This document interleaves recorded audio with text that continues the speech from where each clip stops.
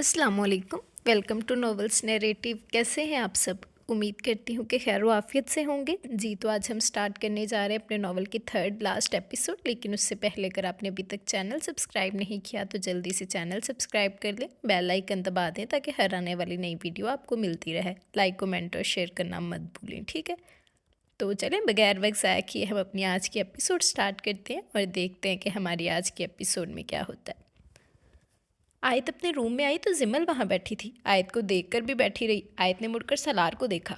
मोहतरमा शौहर घर आए तो खाने पीने के बारे में पूछ लेते हैं, वो वहीं दरवाजे में खड़ा खड़ा ही बोला था। जबकि जिमल ने कुशन पटका और बिना कुछ कहे उसके लिए खाना निकालने किचन में चली गई थी। सलार ने उसकी सदा पर अपनी हंसी रोकी थी। बालों की ढीली सी चुटिया को उसने दुपट्टे से ढांप लिया था। पास से गुजरते हुए सलार के दिल ने बेट मिस की थी। इस चुटिया को खोलकर इन लंबे रेशमी बालों की नरमी को महसूस करने का ख्वाहिशमंद था वो। आरिस पर गुजरता दुख खब्बों से महसूस हुआ, मगर ये मज़ा ही अलग था। वो आयत के सर पर हाथ रखकर मुस्कुराता हुआ वहाँ से चला गया था। रूम लॉक कर लेना, आयत को कह भी गया। आयत ने सर हिलाकर रूम लॉक कर लिया था। जिमल को खुद समझ नहीं आ रही थी, उसकी आंखों से आंसू मुसलसल बह रहे हैं, जबकि वो शदीद गुस्से में थी। सुबह से लेकर अब तक एक झलक भी नहीं देखी थी उसकी। उसे बिल्कुल ख्याल नहीं था उसका। अपनी मर्जी से ख्याल रखता था, अपनी मर्जी से फेंक देता था। जब दिल चाहता था पास बुला लेता था और उसके दिल की परवाह किए बिना उसे भूल जाता था, जैसे वो उसकी ज़िंदगी का हिस्सा ही ना हो। वो ट्रे में खाना रखती, सोचती हुई गुस्से से रोती भी जा रही थी। तभी नैन भी किचन में दाखिल हुई। वही गुस्से से चेहरा सुर्ख था। भाभी, ये मैंने गर्म कर दिया। जिमल ने अपनी सुर्ख आंखें रगड़ कर साफ की थी। थप्पड़ खाओगी मुझसे अगर तुम मजीद रोई तो? नैन तो गुस्से से फट पड़ी थी। जिमल ने उसकी जानब देखा। समझते क्या है ये दोनों हमें? अपनी बहन के साथ थे तो कम से कम एक फ़ोन कॉल तो कर सकते थे। नहीं, इंतज़ार की सूली पर लटका दिया। ऊपर से तुम रोने बैठ गई हो। मैं तुम्हें बता रही हूँ जिमल, अब तुम रोई तो मुझसे बुरा कोई नहीं होगा, नैन ने कहा। तो जिमल ने भी थक कर अपने आंसू साफ किए और सर हिला दिया था। जहर मिलाकर दे दो इस खाने में उसे, नैन ने तब कर कहा। ऐसा तो मत कहें, जिमल जल्दी से घबरा कर बोली थी। ज़्यादा नहीं मोहब्बत उमड़ रही? और इन नवाब को देखो, मेरी परवाह नहीं। वो अब कबीर की तरफ आ गई थी। आपकी तो तबीयत भी ख़राब थी। सिमल को याद आया कि उसे सारे दिन चक्कर आते रहे। वो शायद भूल गया है कि उसी ने मुझे इस मुसीबत में डाला है, मगर मैं बिल्कुल आई थी, आज जिमल नहीं हूँ। होश ठिकाने लगा दूंगी और ऐसे ही तुम करोगी। समझ रही हो ना मेरी बात? नैन ने उसे झंझोड़ा। मैं क्या करूँगी? नैन ने सर पीट लिया था। अजीब लड़की थी ये भी। तुम खरी खरी सुनाओगी उसे, नैन ने कहा। कैसे? जिमल ने भी आज पूछ ही लिया था। मेरा सर जिमल, नैन तो गुस्से से झंझला ही गई थी। भाभी, मुझे लड़ना नहीं आता, वो अपनी मजबूरी बयान करने लगी। ये खाना यहीं छोड़ो, ठोंस कर आए हैं वो दोनों। खाया तो हम दोनों ने नहीं, तुम मुझसे खाना मंगवाओ जाओ और खुद लेकर आएगा वो, ये याद रखना। मगर अभी तो वो थके हुए आए हैं। जिमल को गोया एहसास हो गया था। थका हुआ? कहाँ से लग रहा था थका हुआ है तुम्हारा शौहर? और मेरे वाले की थकावट तो देखो, आधे घंटे से बैठा है। बाबा को चाहिए था दोनों को जूतियां लगाते। बस मैं आयत की वजह से चुप हूँ कि चलो कई दिनों बाद सही से उसके चेहरे पर मुस्कुराहट तो आई। आयत खुश थी और उसने कितने प्यारे बाल कटवाए हैं, जिमल ने कहा। बहुत प्यारी लग रही थी। अच्छा खैर, तुम जाओ और जो मैंने कहा है वही करना। बात बात पर लड़ना है तुमने उससे। उसने खाने की ट्रे रख ली थी, मगर उन्होंने खाना खाना है। कह दो मेरे पास नहीं है, और इतनी देर से आए तो नवाबजादे खा कर भी आए। नैन ने फुल सिमल को तैयार कर दिया था, जबकि खुद तो कबीर को आंखों से निकलने का इरादा रखती थी। कबीर रूम से निकला तो मुर्तज़ा और मदीहा की सुलह करवा कर निकला था, जबकि खुद भी मदीहा से बात की थी। उसके आंसू साफ किए थे। वो अपनी माँ को तकलीफ़ नहीं देना चाहता था, बस उसे तकलीफ़ हुई थी कि उन्होंने उससे छुपाया। वो रूम से निकला तो काफ़ी मुतमईन था और उसने दरवाज़ा खोला। थकावट भी हो रही थी। जैसे ही वो अंदर दाखिल हुआ वैसे ही कुशन उसके मुँह पर आ लगा था। उसने गुस्से से नैन को देखा, जो आंखें सुर्ख किए मुंह फुलाए बेड पर बैठी थी। कबीर को उस पर बहुत प्यार आया था। ओह, तो नैन साहिबा में जंगली बिल्ली घुस गई है। शट अप, मुझे अब अपने कमरे में बिल्कुल नहीं चाहिए हो, जाओ यहाँ से, वो चेहरा मोड़ती हुई बोली थी। कहाँ जाऊँगा? कबीर उसके पास बैठ गया। नैन बेड से उठ गई थी। कबीर ने हाथ पकड़ लिया। छोड़े मेरा हाथ, मुझे गुस्सा आ रहा है। यार, आयत से जैलसी की क्या तुक बनती है? बहन है वो मेरी। मैं कब कर रही हूँ आयत से जैलसी? मुझे बता सकते थे आप कि आप आज लेट आएंगे, आयत के साथ है, या कुछ और खाना खा कर आएंगे। आपके बच्चे ने मेरा खून खुश कर दिया। मुझे ठीक से दिखाई भी कुछ नहीं दे रहा मैंने कुछ खाया है या नहीं, आपको पता भी है इन 3 दिनों में। वो तो गुस्से से चीखी। कबीर ने अपनी हंसी रोकी थी और उसके मुंह पर हाथ रख दिया था। आहिस्ता बोलो, सब सुन लेंगे। घर के बड़े बेटे की बीवी ने आहिस्ता बोलो, सब सुन लेंगे। घर के बड़े के बेटे की बीवी ने उसे सुनाकर रख दी हैं। उसके मुंह पर हाथ रखता उसकी आंखों पर प्यार करते हुए बोला था। नैन ने उसे दूर झटकना चाहा। अच्छा सॉरी, मैं आइंदा ख्याल रखूंगा। मैं तो भूल ही गया था हमारे बेबी को। क्या? Oh shit! कबीर ने ज़ुबान दाँतों तले दबाई। ये वो क्या बोल रहा था? आप आप हमारे बच्चे को भूल गए? नैन तो हैरान रह गई थी। नहीं मेरी जान, मेरा मतलब था कि मैं आइंदा ख्याल रखूँगा ना। वो सटपटा ही गया था। नहीं, आपने कहा मैं भूल गया था। नैन ने उसका हाथ हटाया जबकि कबीर ने उसे एहतियात से बेड पर धकेल दिया था और खुद झुककर उसकी आंखों में देखने लगा। उसने गुस्से से आंखें फेर ली थी मगर मज़ाहमत ख़त्म कर दी थी। कबीर मुस्कुराकर उसे देख रहा था। सॉरी, उसने नैन के गाल पर प्यार किया था। नैन एकदम खफीफ सी हुई थी। मुझे भूख लगी है। वो उसको खुद पर से हटाने लगी थी।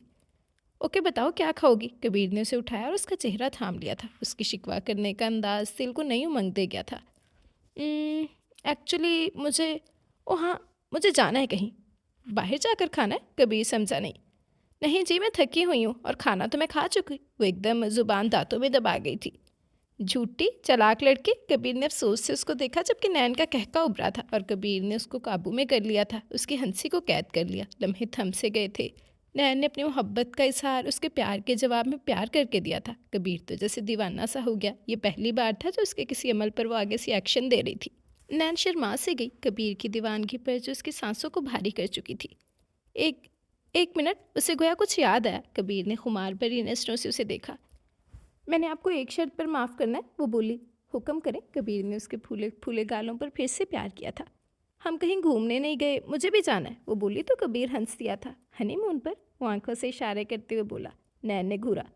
किसी खूबसूरत जगह, कुदरत के नज़ारे देखने, वो बोली। हाँ तुम नज़ारे देखना, मैं तुम्हें, वो उसकी ज़ुबान फिर से बंद करते हुए बोला था। नैन ने एहतजाज किया। पहले बताएं, लेकर चलेंगे? हुक्म सर आंखों पर मेरी जान, जहाँ कहोगी वहीं, वो मुस्कुराया। नैन भी मुस्कुरा दी थी। जिमल के लिए यह सब करना बेहद मुश्किल था, जो कि नैन उसे बढ़ाकर ऊपर भेज चुकी थी। वो बार बार सीढ़ियों पर से उतर जाती मगर फिर उसने अपनी मुट्ठियाँ बंद कर ली थी। नीचे रही तो अफशीन आ जाएगी, तभी बेहतर था वो ऊपर ही चली जाती। हाँ ठीक है, वो उसे सुनाकर आयत के रूम में चली जाएगी। उसे ख्याल करना चाहिए था कोई उसका मुंतजिर है। वो ऐसे कैसे आवारा फिर सकता है, बदतमीज़ इंसान, जिमल सोचने लगी। वो सीढ़ियों से ऊपर देख रही थी। अफशीन ने उसे लाउंज से देखा। इससे पहले वो उसकी तरफ बढ़ती, जिमल अपने कमरे में चली गई थी। अफशीन की चंगारियाँ लग गई थी और उसके दिमाग में ज़बरदस्त तरकीब एकदम आई थी। चुपके से वो भी सीढ़ियाँ चढ़ गई। हाथ में मौजूद मोबाइल को उसने सख्ती से पकड़ लिया था। जिमल ने पीछे से दरवाज़ा बंद नहीं किया था। सलार दूसरे रूम में था जबकि जिमल दूसरे रूम में खड़ी थी। अफशीन ने जिमल की पुश्त का फ़ायदा उठाते हुए मोबाइल की वीडियो ऑन करके उसे आहिस्ते से सोफ़े के नज़दीक रख दिया, ऐसे कि दोनों की निगाह उस पर नहीं जाती और कमरे में होने वाला सारा मंजर साफ दिखाई देता। वो पीछे निकल गई थी। मैं तुम्हें रुस्वा करके निकालूंगी इस घर से, जलील लड़की। सिमल के बारे में नफरत से सोचकर वो चुपचाप अपने कमरे में आ गई थी, जबकि सिमल ने अपने अंदर पूरी ताकत जमा कर ली थी। आज वो खाना नहीं लाई थी। सलार शावर लेकर निकला तो बाल गीले थे। उसने सिमल की जानब देखा। ब्लैक ड्रेस में वो मुंह फुलाए बिना हाथ में कुछ भी थामे खड़ी थी। बस एक निगाह में ही वो सामने वाले को शर्मिंदा कर सकता था। ऊपर से नीचे तक उसे अच्छे से देखा था। ये ड्रेस वो उसके लिए लाया था और वो जानता था इस ड्रेस के तमाम राज। मतलब बकरी ज़िबा होने आ गई खुद ही। और मज़े से सोचते हुए स्प्रे खुद पर करता उसकी तरफ बढ़ा था। एक एक मिनट, आप शर्ट डालें, मुझे आपसे बात करनी है। जिमल झिझक कर दूर होती जल्दी से बोली थी। उसके सामने सारी हवा सिरक गई थी। मेरा छोटा सा बच्चा अंदर आकर बात करेगा या मैं बाहर आऊँ? और रही शर्ट की बात, वो तो मेरा कमरा है तो मेरा मूड नहीं। उसे कौन से उसे फ्लर्टी अंदाज में देखते हुए बोला था। दोनों ही नहीं जानते थे सारे मंजर कैमरे की आंख महफूज कर रही है। आप आप कितने बदतमीज़ हैं। जिमल की सांसें उसे देखते ही भारी हो गई थी। मैं बदतमीज़, बदतहजीब, रोमांटिक से सलार, जिमल चीखी। हुक्म जाने सलार। वो लबे में हंसी दबाए उसको गहरी नज़रों से देखने लगा था। खाना तो लाई नहीं तुम। सलार ने टेबल खाली देखी थी। इन लोगों ने सिर्फ आइसक्रीम खाई थी, तीनों ने ये खाना नहीं खाया था। अच्छा तो खाना खा कर नहीं आए आप? वो तंज करते हुए बोली। सलार पल भर को हैरान हुआ और जैसे होश में आता वो सिमल को अपनी तरफ खींच गया था। सिमल की छोटी सी सीख निकली और वो कांपती हुई उसके सीने से लग गई थी।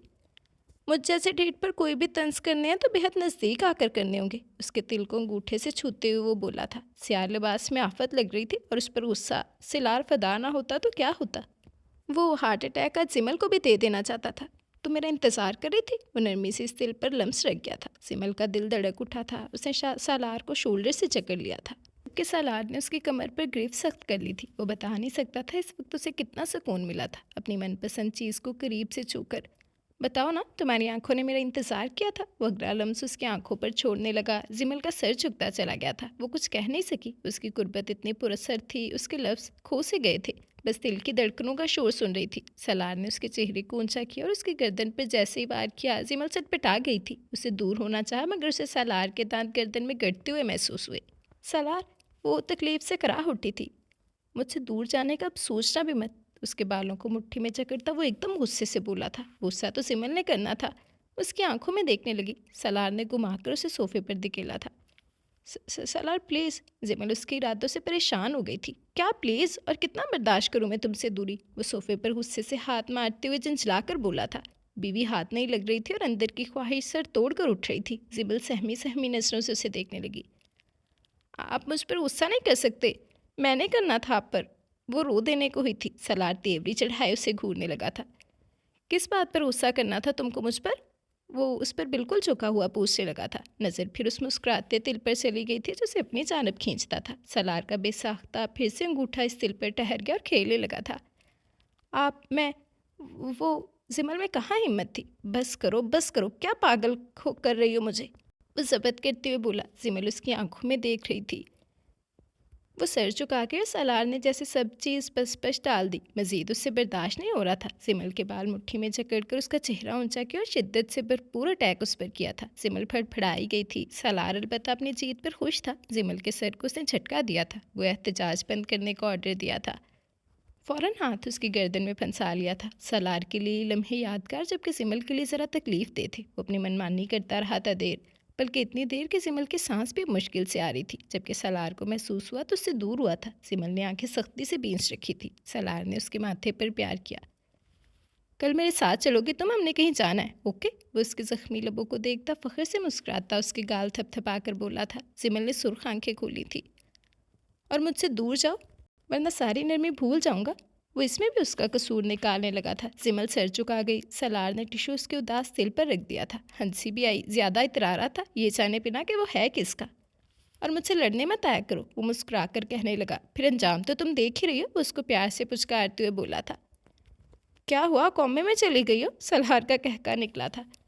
हटे यहाँ से, जाना है मुझे, वो बोली खफा खफा से। कहा है ना मेरे पास सोगी, वो घूर कर बोला था। सिमल ने ज़बरदस्ती पर पाँव पटका था। सलार ने हंसी रोकी। मूवी देखोगी, वो पूछने लगा।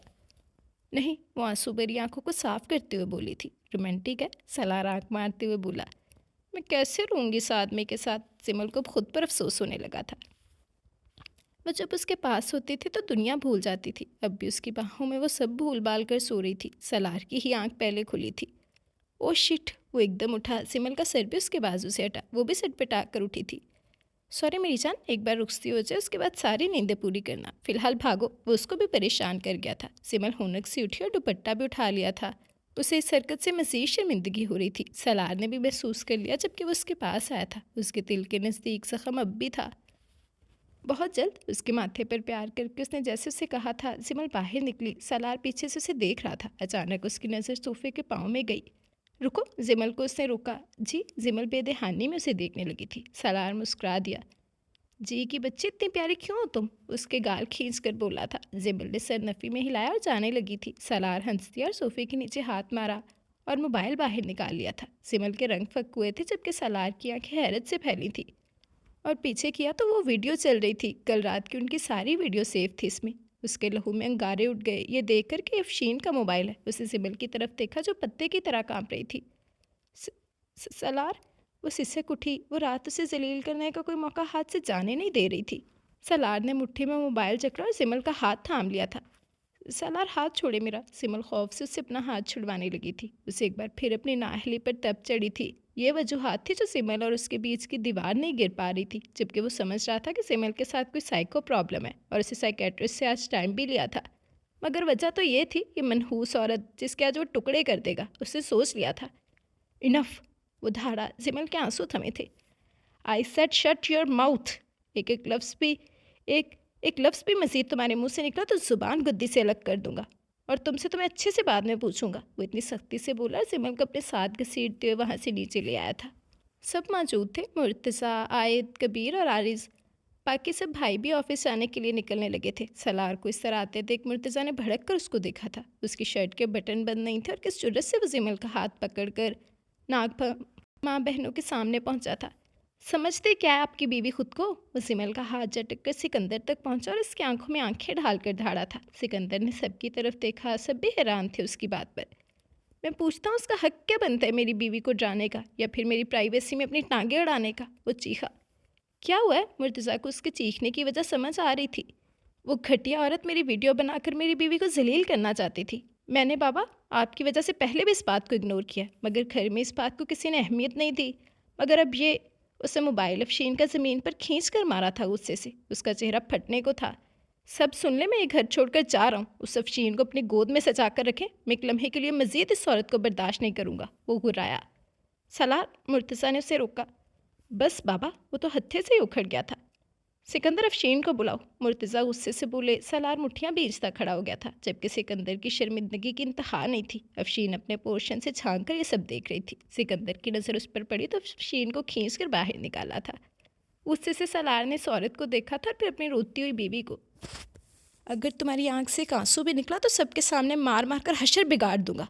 अगर रोती फिर ना फिर। वो सिमल को छटक कर दाड़ा। सब खामोश अपनी जगह पर खड़े रह गए थे। अफशीन की इस हरकत से सब भी शर्मिंदा हो गए थे। क्या किया ये तुमने? सिकंदर ने अफशीन से पूछा। मैं इस लड़की को जान से मार देना चाहती हूँ, अफशीन चिल्लाई थी और चीखती चीखती ज़मीन पर बैठती चली गई, जबकि सिकंदर ने खींचकर उसके मुंह पर थप्पड़ दे मारा। मुझे समझ आ गई है कि तुम यहाँ रहने काबिल हो ही नहीं। सिकंदर के पास कोई जवाब नहीं था इसके अलावा। नहीं, ये जाएगी इस घर से। वो उठकर सिमल पर झपटी के सलार ने इस पागल औरत को दूर धक्का दिया था और सिकंदर ने अफशीन को थाम लिया। तुमने ज़रा तो मेरी इज्जत का ख्याल किया होता अफशीन, मेरी बेटी भी इसी वजह से इस घर में नहीं रहती। वो बोले। सलार खा जाने वाली नज़रों से अफशीन को देख रहा था। उसका बस से ही चल रहा था मार मार कर इस औरत का और उससे डरने वाली अपनी बीवी का हशर ही बिगाड़ दे।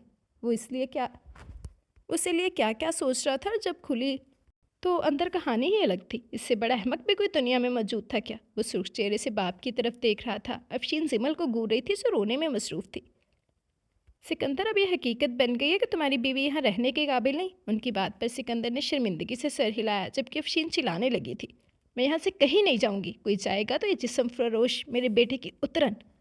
बस। इससे पहले वो बात मुकम्मल करती सलार की धार से एकदम रुक गई। सब अफशीन को नफरत से देख रहे थे। सबकी ज़ुबानों पर बने अपने इमेज और अपनी इज्जत को आज उसने दाव पर लगा दिया था। बाबा, मैं बिना लिहाज के इस औरत की ज़ुबान खींच लूँगा। सलार का गुस्से से जैसे दिमाग फटने को था। सिकंदर ने मुर्तज़ा के देखने पर शर्मिंदगी से अफशीन को खींचा था। कोई उसकी असलियत नहीं जानता सिवाय मेरे। इसका बाप इसे बेच चुका था। एक रात किसी गैर मर्द के साथ गुजारी थी इस मनहूस ने। मेरा बेटा तो ठीक है, पागल था। सलार बेटा, तुम तो पागल नहीं हो जो ये लड़की कहीं से भी तुम्हारे साथ रहने के काबिल नहीं। अफशीन ने सारा सच खोलकर सबके सामने रख दिया था। वो सच जिससे सिमल अपनी जान छुड़वाना चाहती थी, मगर अफसोस कि उसकी किस्मत में सिर्फ रसवाई थी। उसने हैरान होकर खड़े सबके चेहरे देखे। मुकाम ऐसा था कि ज़मीन खुले तो वो उसमें समा जाए। सलार सुर्ख नज़रों से अब भी अफशीन को देख रहा था। उसने आगे बढ़कर सिमल का हाथ थामा और बिना किसी की तरफ देखे सलार, मुर्तज़ा मुर्तज़ा हाउस की जान, बिना किसी का दूसरा लफ्ज़ सुने वहाँ से निकलता चला गया था। वो तीनों भाई पल में होश में आए थे। सलार के पीछे दौड़े जो रोती हुई सिमल को गाड़ी में धकेल कर खुद भी सवार हो गया था। पागल हो गए हो? कबीर बोला। अगर सिमल की जगह भाभी होती तब भी ये कहने आते तुम? यही सोच रखता मैं भी कि पागल हो गए तुम। वो गुस्से से बोला और कबीर का हाथ जड़कर गाड़ी स्टार्ट कर ली थी। जाने दो मुझे, अभी रोका तो इस अफशीन का कत्ल कर दूंगा। वो नफरत से बोला। आरिस ने कबीर का हाथ पकड़कर पीछे किया था। बिल्कुल जायज़ बात थी। अगर वो उसकी जगह होता तो ऐसा ही करता। सवाल उसकी बीवी का था और जो बातें उसने कही थी किसी भी गैरतमंद मर्द की बर्दाश्त से बाहर थी। उससे गाड़ी मोड़ ली और वहाँ से निकलता चला गया। तीनों भाई भड़क कर अंदर आए और बाप के इंसाफ का इंतज़ार करने लगे। अफशीन बिना शर्म किए खड़ी थी, गोया उसने तो सच बयान किया था। सिकंदर शर्मिंदगी से सिर झुका गया था। बाबा कुछ बोलेंगे भी? सैन मचला। जाओ अपनी अपनी जगहों पर सब, मगर सलार इस घर में नहीं है। कबीर ने बाप को एहसास दिलाया। वो आ जाएगा। बाबा, ये एहतजाज आरिस की तरफ से था। ले जाओ अपनी बीवी को यहाँ से, सिकंदर मुर्तज़ा ने कहा तो सिकंदर अफशीन को वहाँ से घसीट कर ले गया। पूरे घर में सलार के जाने पर एहतजाजी नजरें मुर्तज़ा पर थी।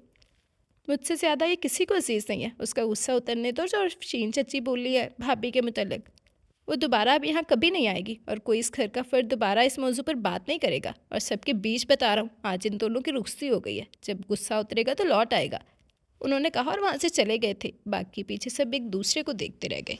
गाड़ी में सिर्फ सिमल के रोने की आवाज़ थी। सलार अब तक कुछ नहीं बोला था। जैसे ही वो फ्लैट के नज़दीक पहुंचे, सलार ने पीछे आती गाड़ी में अपनी गाड़ी की चाबी फेंकी और सिमल का हाथ खींचकर उसे घसीट कर लिफ्ट तक ले आया। सिमल आज उससे खूब डर रही थी। सलार ने फ्लैट खोला और उसे अंदर धक्का दिया। बिल्कुल भी नरमी नहीं थी उसके अंदाज में। क्या वो इन सब बातों पर यकीन ले आया है? क्या वो उससे कुछ सवाल नहीं करेगा? और अगर करेगा तो क्या उसके पास जवाब होगा? वो क्या कहेगी इन सब बातों की? उसके पास कोई जवाब नहीं था। उसकी दुआ थी सलार उससे कुछ ना पूछे। सलार ने दरवाज़ा बंद किया और अपने पीछे होने खड़ी सिमल को देखा। आज अंदाज़ा हुआ था उसे उसका सिमल से क्या ताल्लुक था। वो सिमल के करीब आया। तुमने मुझे पहले क्यों नहीं बताया? सिमल को लगा वो आज ठह गई है। अब उसके पास कोई जवाब नहीं था। वो तो उसकी मोहब्बत में चूर हो गई थी। अब उसे अपने माजी का हिसाब देना पड़ेगा। मैं ये सब बातें आपको पहले बता देती, मगर मगर मुझे डर लगता था मेरे वजूद से नफ़रत करके मुझसे अलग हो जाएंगे। क्या बकवास है? मैं अफशीन के बारे में पूछ रहा हूँ। वो तुम्हें हरासा करती थी और तुमने मुझे नहीं बताया। तुम्हें मारती भी थी वो? नहीं, मैं आपको सच बताना चाहती हूँ सलार। उसे जो भी कहा है सब सब कुछ। बस चुप।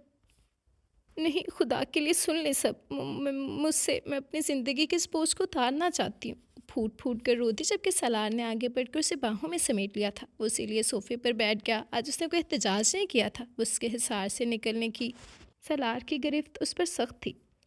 वो शख्स जिसको मैं बेची गई उसका नाम सईद था। अब्बू ने पैसों के लिए मुझे बेच दिया। मेरी कोई माँ नहीं थी। मुझे पता भी नहीं कौन है वो। लगता है आज तक मेरा तो बाप भी सगा नहीं। वो रोने लगी। उन्होंने मुझे बेच दिया। मैं कसम खाती हूँ मेरी इज्जत महफूज है। इनफ सिमल, सख्त इरिटेट करता है मुझे तुम्हारा रोना। मैं कुछ नहीं जानना चाहता। मैं जानता हूँ तुम बिल्कुल साफ़ हो। तुम्हारा किरदार साफ़ है। तुम्हारी इज्जत पर कोई हर्फ नहीं। और जो भी बात है उसे बताकर मुंह तोड़वाओगी अपना। सिमल उसकी तरफ हैरान नज़रों से देखने लगी थी। मैंने एक रात हकीकत है उसके साथ गुजारी थी, सिमल बोली। सलार ने उसकी जानब देखा और अचानक उसके बाल मुट्ठी में जकड़कर उसने पीछे खींचा। सिमल की आँख निकली थी। जब मैं तुम्हें कह रहा हूँ मुझे कुछ नहीं जानना, फिर क्यों मुझे टीस कर रही हो? उससे गुस्से से कहा था। आपको वाकई मुझ पर यकीन है? वो सवाल करने लगी। हाँ, आपको वाकई मुझ पर यकीन है? वो सवाल करने लगी। नहीं, मुझे अपने पड़ोसियों पर यकीन है। तुम्हारे साथ बैठा हूँ, तुम्हें बाहों में कैद किया, तो मतलब यकीन भी तुम पर ही है। वो बोला तो सिमल एकदम उससे दूर हुई। सलार उसको देखने लगा। उसके सर से दुपट्टा उतर चुका था। लहराते बाल इधर उधर ढल गए थे, जो छोटे से कैचर में कैद थे और हाफ ऊंचे थे। हर बात पर क्यों चिढ़ते हैं आप? कोई बात आपके लिए बड़ी नहीं है? वो ज़रा खफकी से बोली थी। सलार को लगा एकदम जैसे सारी थकावट ख़त्म हो गई। अफशीन के किए गए अमल को भी जैसे वो फरामोश कर गया था। वो कितनी प्यारी थी। आंखें उठाकर उसको देखती थी तो मर्द होने के बावजूद उसका दिल हार्ट बीट मिस कर रहा था। मगर इसी लेवल की बेवकूफ़ लड़की थी। अफशीन जैसी फालतू औरत से डरती रही थी। हाँ, वो एक नाम पर इस सारे किस्से में चौंका था और वो नाम सईर का था। पल भर के लिए उसने सिमल को देखा भी था, मगर शायद वो महसूस नहीं कर सकी। उसे उस पर यकीन था हर लिहाज से, और वो बिल्कुल ऐसा नहीं चाहता था सिमल अपने किरदार की सफाइयाँ दे। तुम्हें बड़ी बात बताता हूँ, चलो, जिससे मुझे फ़र्क पड़ा है, और लग रहा है बहुत ज़ोरों शोर से फ़र्क पड़ा है। उसने उसके शानों पर से नरम लटों को दूर किया था। सिमल की निगाह उसके हाथ की हरकत पर थी। वो कुछ फासा बना गई। सलार ने उसकी जानब देखा, सोफे पर हाथ फैला लिया और उसे अपने नज़दीक आने का इशारा किया। सिमल ने सांस हल्क में उतारा और लाशऊरी तौर पर निचले होंठ को दांतों में दबा गई थी। सलार पर यह हरकत काफ़ी भारी पड़ी थी। वो दम सादे उस मुड़े होंठ को देखने लगा था। सिमल को एहसास हुआ तो जल्दी से चेहरा मोड़ लिया। नज़रों में ही इतनी तपिश रखता था कि सामने वाला अपना आप बचाए भी तो कैसे। बात सुनो मेरी, ये एटीट्यूड किसी और को जाकर दिखाओ। अचानक उसका हाथ खींचकर वो बोला था। सिमल ने उसकी जानब देखा। आंखों में हैरानगी उतर आई थी। मैंने कब एटीट्यूड दिखाया है? वो मिनमिनाई। उसकी बातों के हिसार में कैद हो चुकी थी। भला अब यहाँ से निकल सकती थी, दूर भी नहीं हो सकती थी। जहाँ तक कि सलार के तेज़ कलोन की खुशबू उसके इर्द गिर्द फैलने लगी थी। पूछो, अब कौन सी बड़ी बात है? उसको सख्ती से अपनी गिरफ्त में कैद करके पूछने लगा था। मैं मैं ऐसे कैसे पूछूं? आप थोड़ा दूर हो। जिमिल ने उससे खुद को दूर करना चाहा था, जबकि सलार ने अब के उसका सर थोड़ी से पकड़कर ऊंचा किया और अपने बाजुओं पर रख लिया, जो कि सोफे की पुश्त पर फैला हुआ था। इस तरह सिमल की गर्दन उसके सामने थी, जबकि सलार की नज़रें उसकी सहमी नज़रों से होती चेहरे का एक एक नक्श छूती अब नीचे उसकी गर्दन और गर्दन की ओट में मौजूद तिल पर थी। उसने इस तिल से खेलना शुरू कर दिया था। सिमल के लिए सब बहुत था। वो कांप उठी थी। कुछ पूछ रहा हूँ, पूछो, क्या बड़ी खबर है? वो आंखें निकालता उसकी गर्दन पर चुटकी काटते हुए बोला था। सिमल की सीन निकली और उसने झटके से सलार को दूर किया था। सलार का कहका उभरा, जबकि सिमल अपनी बेतरतीब धड़कनों को संभालने लगी थी। बता दें, ऐसी कौन सी खबर है आपके पास? वो माथे पर बल डाले पूछने लगी थी। बड़ी बात है, तुम्हें इसके लिए कुछ करना पड़ेगा, वो इतराते हुए बोला था। जिमल चंद पल के लिए उसे देखती रह गई और उसके बाद अपना दुपट्टा दुरुस्त करते हुए वहाँ से उठ गई थी। ना बताएं चलें, उसने आम से लहजे में कहा। दिल खुश था, इतनी बड़ी बात को उसने आम और बेजरर कर दिया था, या शायद महसूस किया था तो महसूस होने नहीं दिया था। मगर उसे लग रहा था सारे बोझ दिल पर से उतर गए। हाँ, वो कभी उससे इजहार नहीं कर पाएगी, मगर आज वो मान गई थी और दिल में उसे तसव्वुर करके उसे कह दिया था। सलार मुर्तज़ा, मुझे तुम्हारे खुद पर यकीन से मोहब्बत है, तुम्हारे मुहाफिज इन बाजुओं से मोहब्बत है, तुम्हारी दी गई इज़्ज़त से मोहब्बत है। हाँ, मुझे तुम्हारे इस्लाब परवाह अजीब से मगर सबसे यूनिक दिल से मोहब्बत है। मुझे तुम्हारे चेहरे की हैंडसम नकूश से मोहब्बत है, तुम्हारी आंखों का अपनी तरफ उठना और नज़र भर कर देखना। मुझे हर उस लम्हे से मोहब्बत है जो मैंने तुम्हारे साथ गुजारा। वो किचन तक चलती मुस्कुराती हुई सोच रही थी। वो इतनी आज़ाद ज़िंदगी में कभी खुद को महसूस नहीं कर पाई थी जितना इस वक्त कर रही थी। अचानक उसकी निगाह सिलार पर उठी। वो आंखें फाड़े उसे देख रहा था। न जाने कैसे मगर बेसाख्ता वो हंस पड़ी थी खिलखिलाकर।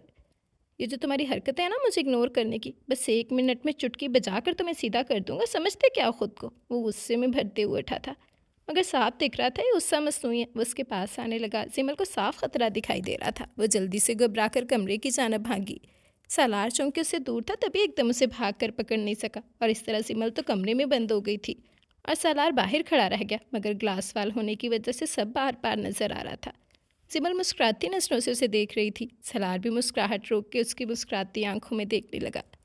बड़ी बात मेरे नज़दीक ये है, उसने शीशे के उस पार से जिमल के चेहरे को छुआ था। जिमल हमातन गोश थी, निगाहें जैसे एक पल भी उससे दूर नहीं हो रही थी। सलार ने शीशे पर ही अपना लम्स छोड़ा, हालांकि वो उससे दूर थी। शीशा बीच में हायल था, फिर भी वो शर्मा गई थी। मुझे तुमसे मोहब्बत है, वो बोला। लहजा मध्यम था मगर पुरसोस था। एक सरसराती लहर जिमल के वजूद में दौड़ी और पलकें झुकती चली गई थी।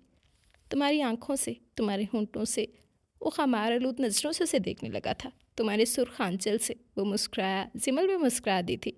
और तुम फ़र्ज़ है तुम भी इस कदर आई मीन पाकिस्तान में सबसे हैंडसम बंदे से मोहब्बत करो, वो बोला। लहजा तराहट से भरपूर था। जिमल हंसती थी। बस पाकिस्तान? उसके शीशे पर रखे हाथ पर दूसरी तरफ से खुद भी अपना हाथ उसी जगह पर शीशे पर रखते हुए बोली थी। सलार ने अब्रूज खाई थी।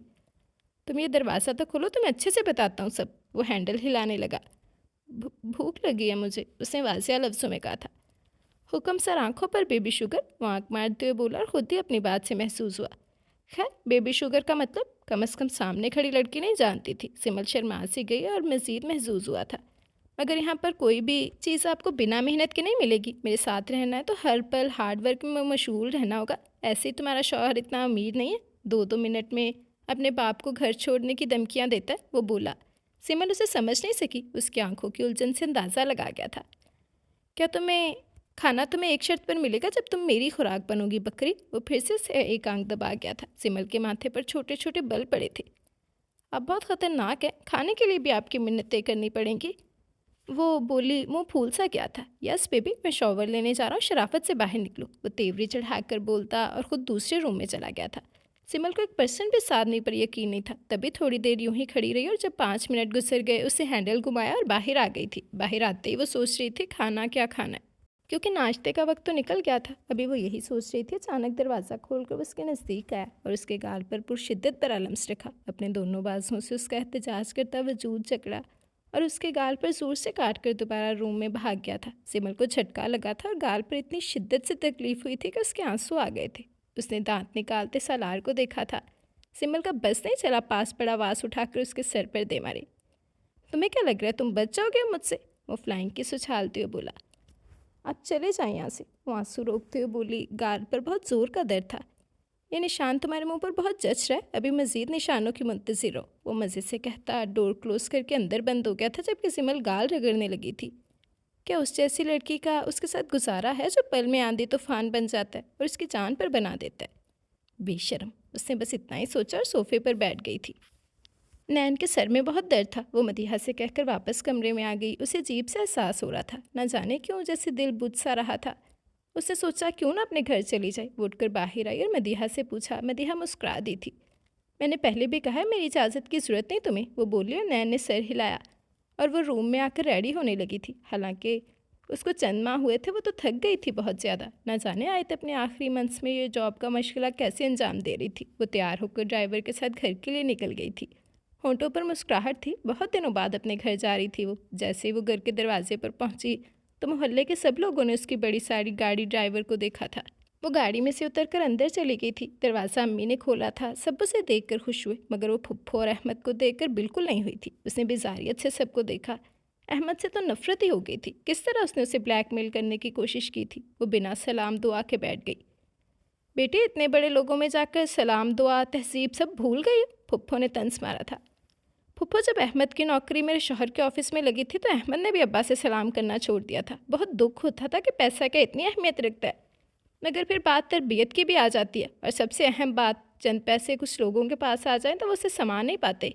और मेरी ना तरबियत ऐसी है और ना पैसे का घमंड है मुझे। अल्लाह ने मुझे बेहतर से बेहतरीन, और अगर उससे भी कुछ ज़्यादा कहूँ तो वो दिया है। आप ना कहती, आप ना भी कहती तो मैं सलाम करने ही लगी थी। खैर, कैसे हैं आप? ये कॉन्फिडेंस! अहमद, फुप्पो, यहाँ तक कि उसके अपने माँ बाप भी देखकर हैरान रह गए थे। वो बिना झिझके फुप्पो की तरफ देखने लगी थी। हाँ, मैं ठीक हूँ, फुप्पो चंद लम्हों बाद बोली थी। अभी मुझे भूख लग रही है, कुछ खाने में है? उसने माँ की तरफ देखा था। इन दोनों के सिरे से इग्नोर कर दिया था, जबकि अम्मी ने सर हिलाया। पुलाव बनाया है, लाती हूँ मैं, वो मुस्कुरा कर बोली तो नैन खुश हो गई थी। उसका बड़ा सारा मोबाइल, हाथों में सोने की अंगूठियाँ, कानों में सोने की ईयरिंग्स, हाथों में महंगे कड़े जो सोने के ही थे, गले में के अल्फ़ाबेट की चेन, और दूसरे हाथ में वही ब्रेसलेट जो अहमद ने उठाया था। वो सरता पैर बदल चुकी थी। वो अब्बा से बात कर रही थी, जबकि दोनों माँ बेटे उसे ही घूर रहे थे। बेटा, कबीर को भी लाती, कितने दिनों बाद आई हो, उन्होंने कहा। तो नैन मुस्कुरा दी थी। बाबा, आजकल तो वो बहुत बिजी हैं, इस वक्त भी ऑफिस में है, और देखे मैं बताकर भी नहीं आई। वो मुस्कुरा दी तो उसके वालिद भी उसको खुश देखकर मुस्कुराए थे और सुकून की सांस ली। चलो इससे कहो रात का खाना हमारे साथ खा ले, वो बजिद हुए थे। हाँ हाँ बेटी, हम भी मिल लेंगे, फुप्पो ने कहा। नैन को इतना खूबसूरत नौजवान कैसे मिल सकता था, वो भी इतना अमीर। फुप्पो की जल्दी कम ही नहीं हो रही थी। नैन ने एक नज़र फुप्पो को देखा। वो कबीर और अहमद को आमने सामने नहीं करना चाहती थी, मगर अब्बा की जिद पर वो उठी और बाहर चली गई थी। कबीर को कॉल मिलाई थी। जी फरमाइए, तबीयत सेहत ठीक है? कबीर खुश मिजाजी से बोला था। जी मैं ठीक हूँ, आप कैसे हैं? आपने सुबह नाश्ता भी नहीं किया था, कुछ खाया? वो फिक्र करने लगी। तुम आ जाओ सामने, तुम्हें खा जाऊँगा, कबीर मूड में था, बोला। लगता है कल शाम नहीं, लगता है काम शाम नहीं है कोई, नैन हंसी थी। कहाँ यार, बहुत है, फुर्सत नहीं थी। तो इस तपते माहौल में तुम्हारी कॉल ठंडी हवा की तरह लगी है। बस डायलॉग मारना बंद करें। सलार भाई के बारे में कुछ पता चला? नैन ने पूछा। हाँ, वो अपने फ्लैट में है, कबीर बोला। फिर वो कब आएंगे? जब उसका गुस्सा ठंडा हो जाएगा, और वैसे भी वो अपनी जान में रुखसी कर गया। यहाँ बाबा ने कह दिया, अब तुम्हें क्या लगता है किसी को ने डिस्टर्ब करना चाहिए? कबीर बोला तो नैन हंसती थी।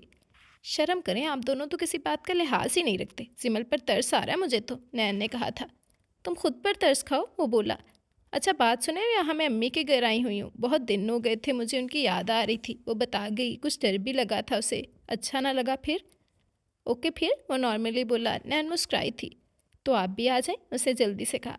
फ़िलहाल तो बिल्कुल नहीं मेरी जान, मैं रात में तुम्हें पिक कर लूँगा, वो बोला।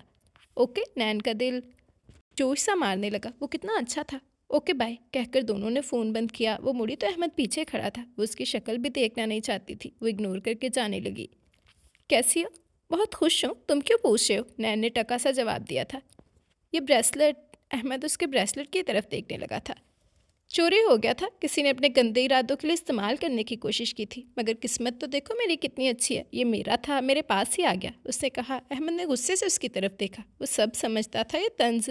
इतना मत उतराओ, तुम्हारी मोहब्बत की दास्तान मंजर आम पर लाकर ये शान शौकत सब छीन लूँगा। अहमद मुस्कुराया। नैन का चेहरा फीका सा पड़ गया था।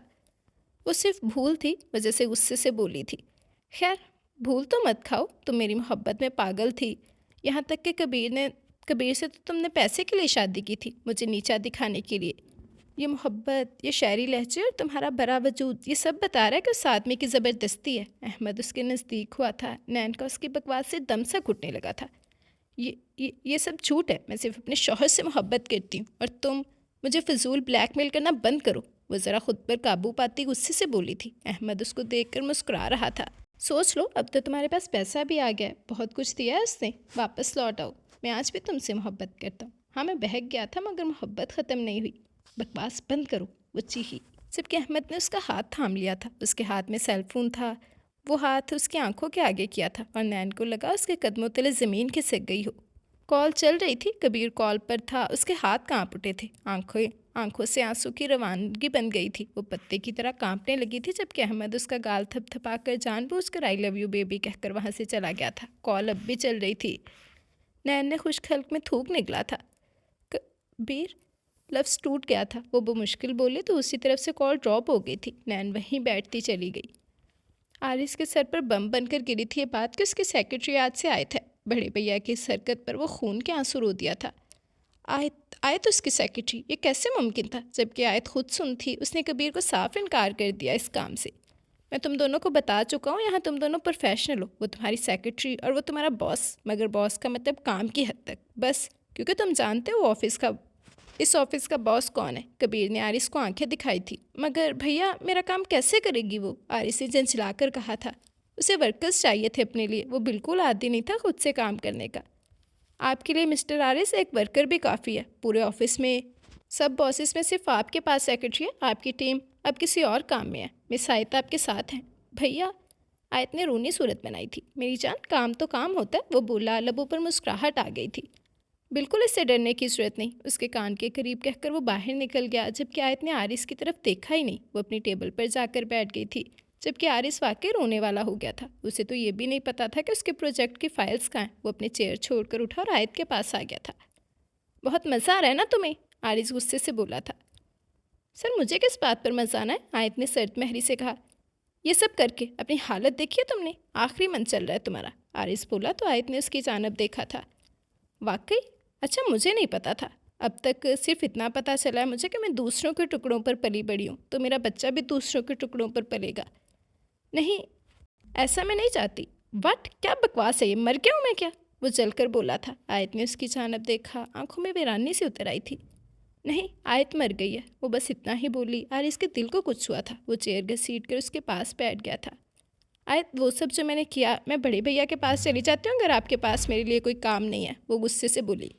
आयत, मुझे एक बार सुन लो, शायद तुम्हारी बदगुमानी चली जाए। आरिस ने उसका हाथ पकड़ा जिसे आयत ने झटके से छुड़ाया था। मैं मर जाऊंगी मगर आपके बारे में दोबारा अच्छा कभी नहीं सोचूंगी। तो बदगुमानी कैसी? वो सर झटक कर अपने आंसू अंदर उतारते हुए बोली थी। आयत, कोई मुझे नहीं समझ रहा, प्लीज़ तुम तो समझो। आरिस, मेरा भी कोई नहीं था यहाँ। लहजा भीग गया। वो टूट सी गई थी। दूर दूर तक मेरा कोई नहीं था आरिस। अचानक वो चीखी। आरिस उसका चेहरा थाम गया था। दूर हो जाए मुझसे। आयत ने उसका हाथ दूर किया और चेयर छोड़कर उठी थी। तुम पैनिक मत करो, तबीयत ख़राब हो जाएगी, वो बोला। लहजे में मोहब्बत ही मोहब्बत थी। इनफ फारिस, इनफ, वो चीखी। हंसियानी सी कैफियत में उससे दूर हुई थी। मैंने सोचा अगर आरिस किसी और के हो गए तो मैं मर जाऊंगी, मगर नहीं, मैं इतनी ठीठ जान थी, मैं नहीं मरी, जबकि आरिस तो मेरे थे ही नहीं। फिर सोचा आरिस मेरा इश्क है, ये बच्चा, वो हसीन दिन, वो रातें आरिस के बिना कैसे रहूँगी। मगर नहीं, आरिस ने मुझे अपने गुरूर, अपने घुमंड में सिर्फ ठोकर पर रखा। अचानक वो अपने पेट पकड़कर चिल्ला उठी थी। आयत, आरिस चीखा और गिरती हुई आयत को संभाल लिया था। उनकी आवाज़ से कबीर फ़ौरन कमरे में दाखिल हुआ था। क्या हुआ है आयत को? कबीर ने खा जाने वाली नज़रों से आरिस को देखा था। जबकि आयत चीख रही थी। आरिस की शर्ट मुट्ठियों में जकड़े वो दर्द से दोहरी होने लगी थी। चेहरा सुर्ख हो गया था। भैया, आरिस ने कबीर की तरफ देखा था। मैं गाड़ी निकालता हूँ, लेकर आओ बाहर। वो समझ गए थे। फ़ौरन कबीर बाहर भागा। जबकि आरिस आयत के मुंह से बस एक ही पुकार थी, मेरी जान। आरिस ने उसे खुद में बींचा हुआ था। वो दौड़ता हुआ बाहर निकला था। मुझे बहुत दर्द हो रहा है। वो उसकी गर्दन में चेहरा छुपाकर फूट फूट कर रो दी थी। आरिस ने उसे गाड़ी में बिठाया। कबीर ने हॉस्पिटल की जानब गाड़ी मोड़ ली थी। जबकि आयत उसी के सीने से लगी हुई थी, जिससे नफरत का इजहार कर रही थी। जबकि आरिस उसके दोनों कानों पर झुका सिर्फ 2 लफ्ज़ बोल रहा था, I am sorry, I am sorry. पूरे घर में एकदम हंगामा मच गया था। सबके चेहरों की खुशी और पुरजोशी देखने के लायक थी। बस उनमें एक चेहरा था जो मुरझाया हुआ था, और वो था नैन का, जो फ़ौरन वापस लौट आई थी, खौफ के सबब के कहीं वो उसको अपनी ज़िंदगी से निकाल ना दे। नहीं नहीं, वो उससे अलग कैसे होगी? उसकी जान ना निकल जाए। मगर वो आयत के लिए खुश भी थी। शायद उनकी ज़िंदगी में आने वाला नया मेहमान अपनी माँ के मसाइल को हल कर दे, तभी वो खुश भी थी। मदीहा के पाँव तो ज़मीन पर नहीं टिक रहे थे। वो फ़ौरन सोफ़िया, तंजीला और नैन के साथ हॉस्पिटल पहुंची थी। जबकि परीशिया और अमल ने भी जाने की ज़िद लगाई हुई थी, जिस पर सब ने उन्हें कुछ देर बाद का कहकर टाल दिया था। वो सब हॉस्पिटल पहुँचे। आयत अंदर रूम में थी। सब बच्चे और उसकी माँ के लिए दुआगो थे। और बमुश्किल इंतज़ार के बाद एक प्यारी सी रुई के गालों जैसी बच्ची ने उसने उनके हाथ में लाकर थमा दी थी। जबकि मदीहा ने खुशी से उसे चूम लिया था। सबके चेहरे खुशी से तमतमा रहे थे, जबकि आरिस को तो यकीन ही नहीं आ रहा था कि वो उसकी बेटी थी, बिल्कुल आयत जैसी थी। घर के मर्दों को भी इत्तला मिली तो वो सब पहुंच गए थे। मदीहा आरिस को मुसलसल प्यार कर रही थी, जबकि आरिस की आंखें भीग गई थी। वाकई ये सिर्फ आयत की मेहनत थी। उसने आयत को बहुत तकलीफ़ दी थी। इस बच्चे पर उससे ज़्यादा आयत का हक था। उसने बच्ची के गाल पर प्यार किया तो बच्ची रोने लगी थी और कबीर ने उसे थप्पड़ लगाकर अलग कर दिया था। तमीज़ तो तुम में नाम की भी नहीं है, उसने कहा और मुस्कुराकर बच्ची को ले लिया। नैन की नज़रें बस कबीर पर थी। कबीर ने भी नैन की जानब देखा। खामोश नज़रें थी, कोई तासुर नहीं था। नैन को लगा उसका दम घुट जाएगा इस सर्द महरी से। उसे अपने आंसू छुपा लिए और इस जश्न में अचानक कबीर को याद आया कि सालार को इत्तला नहीं दी। मुर्तज़ा और बाकी सब भी आ गए थे। सब बच्ची को लेकर देख रहे थे, प्यार कर रहे थे। कबीर ने सालार को फ़ोन किया, मगर वो फ़ोन उठा ही नहीं रहा था। वो जानता था वो कितना ज़िद्दी है, मगर ये खबर भी तो बहुत अहम है। वो बार बार ट्राई करता रहा, मगर सालार ने फ़ोन कॉल नहीं उठाई। भैया ने कॉल नहीं उठाई, आरिस बोला तो कबीर ने नफ़ी की थी। यार आयत को दिखाएं। कबीर ने बाप से बच्ची को ले लिया। ओह हाँ हाँ, सब हंसने लगे और आयत को जैसे ही रूम में शिफ्ट किया गया रूम में ले गए थे। वो सब भी बच्ची को लेकर रूम में आ गए। आरिस पीछे हो गया, जबकि मदीहा ने आयत के माथे पर प्यार किया और अचानक वो रोने लगी थी। आरिस, मेरी बच्ची इस काबिल नहीं है कि तुम मज़ीद इसको कोई दुख दो, वो बोली तो आरिस का चेहरा शर्मिंदगी से झुक गया था। नैन ने भीगी पलकें खोल आयत ने भीगी पलकें खोली। आरिस का बस नहीं चला इन पलकों की सारी नमी खुद में जज़ब कर ली। उसने सबको देखा और फिर इस बच्ची पर नजर गई जो मदीहा के हाथ में थी। उसने आंखें दोबारा बंद कर लीं। आज शिद्दत से उसे अपने माँ बाप की याद आ रही थी। उसने गहरा घूंट हलक में उतारा। सबने उसकी जानब देखा था, सब उसकी कैफियत समझ सकते थे। आरिस चाहकर भी उसके नज़दीक नहीं जा सकता था। मदीहा ने फिर से उसको प्यार किया। तायम्मी, आयत ने उनका हाथ पकड़ लिया था। वो जानती थी या उसका रब, किस तरह उसने इस बच्चे को खुद में रखा था और किस तरह उसके वजूद ने उसे माँ का रुतबा दिया था। मेरी बच्ची, बस अब मज़ीद मत रो, अब तुम्हारे रोने के दिन नहीं। देखो कितनी प्यारी है, वो बोलें जबकि आयत ने आंखें नहीं खोली थी। प्लीज़ बाबा को बुला लें, बस एक आखिरी बार, वो बेबसी से बोली तो वहाँ खड़े के एक फ़र्द की आंखों में आंसू भर गए थे। कबीर माँ को हटाते हुए आगे बढ़ा। गुड़िया, कैसी बातें कर रही हो? तुम्हें बिल्कुल ज़रूरत नहीं उस आदमी की। वो तो शायद जानता तक नहीं तुम जिंदा हो या मर गई, और तुम अपनी खुशी को उसके बारे में सोचकर बर्बाद करोगी। चलो शाबाश, आंखें खोलो। कबीर ने उसको पुचकारा। आरिस से भी मज़ीद बर्दाश्त न हुआ था और जैसे उसने आगे बढ़कर आयत का हाथ थामा, आयत ने आंखें खोल ली थी। सीधी नज़र आयत पर गई थी जिसने सबके सामने उसकी हथेली को चूमा था। बहुत ख़ास हो तुम मेरे लिए, वो जज्बात से चूर लहजे में बोला, जैसे भूल गया वो सारा ख़ानदान खड़ा है उसके इर्द गिर्द। मैं मानता हूँ मैंने जो किया गलत किया, और अगर ये मैं कहूँ कि मैंने तुम्हें बचाने के लिए सब किया था तो शायद तुम मानोगे नहीं। तो मैं अपना कसूर मानता हूँ और आज आखिरी बार बस मुझे एक मौका और दे दो। मैं तुम्हारे बिना नहीं रह सकता और मैं अपने बच्चे के बिना भी नहीं रह सकता। आरिस के अल्फाज पर आए तो और भी फूट फूट कर रोती थी। तभी नैन भी आगे बढ़ी थी। आयत, तुम्हारी ज़िंदगी की नई शुरुआत है, तुम एक मौका दो आरिस को, नैन ने उसको प्यार से कहा था। तो आयत खामोश हो गई। वो कुछ नहीं बोली थी। उसने उठने की कोशिश की और अपनी बच्ची को बाजू में भर लिया था। उसके सब्र का फल था ये। जिस तरह वो अपनी बच्ची को चूम रहे थे, सब भी इश्कबार नज़रों से उसे देख रहे थे। आरिस भी वहीं खड़ा था। आयत ने उसकी जानब देखा। नहीं, माफ़ करूँगी मैं आपको, और ये बिल्कुल आपकी बेटी नहीं है, सिर्फ मेरी है। वो जैसे आंखें निकाल कर बोली। एकदम सब हंस पड़े थे। बाकी का मनाना अब तुम पर है। नैन ने शरारती नज़रों से आरिस को देखा जो मुस्कुरा दिया था। ओह, सलार को बहुत मिस कर रहा हूँ मैं, कबीर ने कहा तो मुर्तज़ा जो कब से ये महसूस कर रहे थे सर हिला गए थे। वो ढीठ कभी फ़ोन नहीं उठाएगा, उन्होंने ज़रा गुस्से से कहा। सब मुस्कुरा दिए थे। सिकंदर और अफशीन दोनों ही नहीं थे यहाँ। जैन घर लौटा तो उसे खबर मिली तो उसने फ़ौरन भागने वाली की थी। कबीर ने अफ़ान को भी इतला दे दी थी और आज उसकी माँ और वो दोनों आ रहे थे। अफ़ान तो अक्सर आता रहता था, मगर उसकी वालदा अरसे बाद आ रही थी। सब घर वाले खुश थे। तुम हमें ले जाओ, परीशा ने जैन को कहा। किस खुशी में? मेरा इरादा नहीं इतने वज़न को लेकर जाने का, तुम लोग किसी और के साथ जाना। जैन ने हरी झंडी दिखाई थी। कितना बदतमीज़ है ये इंसान, परीशा ने उसकी जानब देखा, जबकि अमल तो इस वाक़े के बाद जैन की बात ना सुनती थी और ना ही करती थी। जैन ने दोनों को इग्नोर किया और तेज़ी से बाहर भागा कि किसी से ज़ोरदार टकराया था, कि जिससे वो टकराया था वो तो दूर जा गिरी थी। जैन हैरान रह गया था इस तान पान से वजूद पर जो सर थामे ज़मीन पर बैठा था। उसने झुक कर देखा और रिमशा को देखकर वो शौक किसी कैफियत में रह गया था। परीशा और अमल फ़ौरन रिमशा तक पहुंची थी। तुम ठीक हो? इस हाथी को तो चलने की ही तमीज़ नहीं है, परीशा ने कहा, जबकि अमल ने भी जैन को घूरा था। मुझे क्या पता था आगे से मूली आ रही है, जैन ने जैसे बरसों बाद उसे उसी नाम से छेड़ा था। अफशीन वहाँ आ गई थी और रिमशा शायद दुनिया की पहली लड़की थी। वो अपनी माँ को पसंद नहीं करती थी और जब वो नानों के घर आई तो उसने बाबा से जिद की कि वो यहाँ आना चाहती है। अफशीन उसे गालियाँ देती रही, कोसें देती रही और वो यहाँ आ गई। उसे जैन की तरफ देखा था। जैन बड़ी बड़ी आंखों को देखने लगा जिनमें मामूली सी नमी थी। रिमशा को परीशा और अमल ने उठाया था और उसे अंदर ले गई, जबकि जैन इस नाजुक मिजाजी पर मुस्कुरा दिया था। और अचानक उसे याद आया वो चाचू बन चुका है। वो दौड़ कर निकला था घर से। सालार ज़रूरी कॉल आने पर जा चुका था। सिमल अपना चेहरा देख रही थी जिस पर एक नीला निशान था। वो शर्मा सी गई। कैसा इंसान था वो, लापरवाह, हर जज्बे में बेधड़क, हर इजहार में बेधड़क। उसने बाल संवारे और अचानक बैल बजने लगी। वो जल्दी से बाहर भागी। सालार वापस लौट आया था। वो भागी, दरवाज़ा खोला तो वो पीठ मोड़े खड़ा था और उसकी पुश्त पर फूलों का बुके था। कौन है आप? जिमल शरारत से बोली। आपकी जान। वो उदास से मुड़ा और इसके आगे फूल किए थे। सिमल पीछे हो गई थी और अंदर आ गई। ये आपको किसने बताया? उसने ज़रा खफकी से कहा। गाल पर बड़ा वाजिया निशान जो था खफकी बनती थी।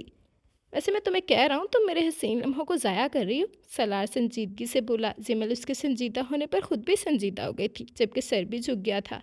आंखें पिटपिटाने लगी थी। सलार उसकी मासूमियत पर फिदा होता चुपके से उसके नज़दीक हुआ था और उसे बाहों में भर लिया। लगता है लड़की राजी है, वो बोला। नहीं, मैंने ऐसा कुछ नहीं कहा। सिमल तो घबरा उठी थी। किसी दिन मेरे दिमाग पर जिन चढ़े ना तो तुम्हारी ऐसी की तैसी, वो घूर कर बोला था। जिमल उसके बासों से निकली थी, जबकि सालार ने नफ़ी की। प्लीज़ छोड़ें, वो झिझकती हुई बोली थी। पकड़ा कब है, तुम ही चिपक रही हो। सलार ने आड़े हाथ हो लिया। जिमल उसके शाने पर मुक्का मार कर रह गई थी। आप कितना तंग करते हैं। लो, मैंने तंग किया ही कब है? उसे सर झटका। जिमल के एहतजाज करते वजूद को खुद में कैद करता एकदम उसके चेहरे पर झुका था। जिमल की आंखें फट सी गई थी। उसके लब से दिल तेजी से धड़का। सलार ने उसके हाथ से उसकी आंखें बंद की थी, जबकि दूसरा हाथ उसकी गर्दन में हायल करके वो मोम की तरह पिघलती सिमल को मजीद पिघलाने लगा था। सिमल खुद में इतनी हिम्मत नहीं पाती थी कि उसे दूर कर सके। वो अपनी ख्वाहिश को बड़ी मोहब्बत से पूरा कर रहा था। लम्हे सिरक रहे थे। माहौल में खमार बढ़ रहा था। मोहब्बत करते दिल एक दूसरे के संग थे और इस माहौल की सहर अंगेजी मोबाइल की वाइब्रेशन ने तोड़ी थी। सलार तो पीछे नहीं हटा, अलबत्ता जिमल ने झटका दिया था। कोई डैश चीज़ हो तुम, वो गुस्से से चिल्लाया। जिमल जबकि कमरे में भाग गई थी। सलार ने फ़ोन देखा और कबीर की कॉल गुस्से से अटेंड कर ली थी।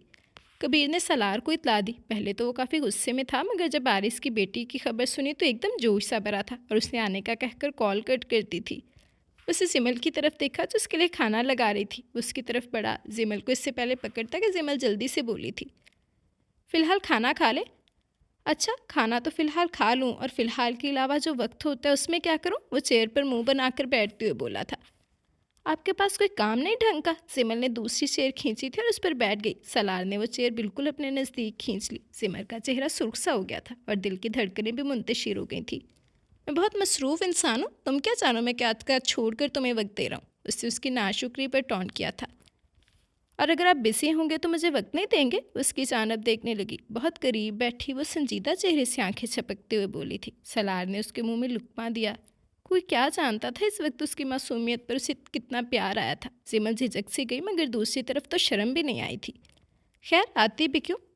पागल सिमल थी वो तो नहीं था। वक्त तो सारा का सारा तुम्हारे लिए। कहो तो धंधा छोड़कर घर बैठ जाओ। वो आंख दबा कर बोला।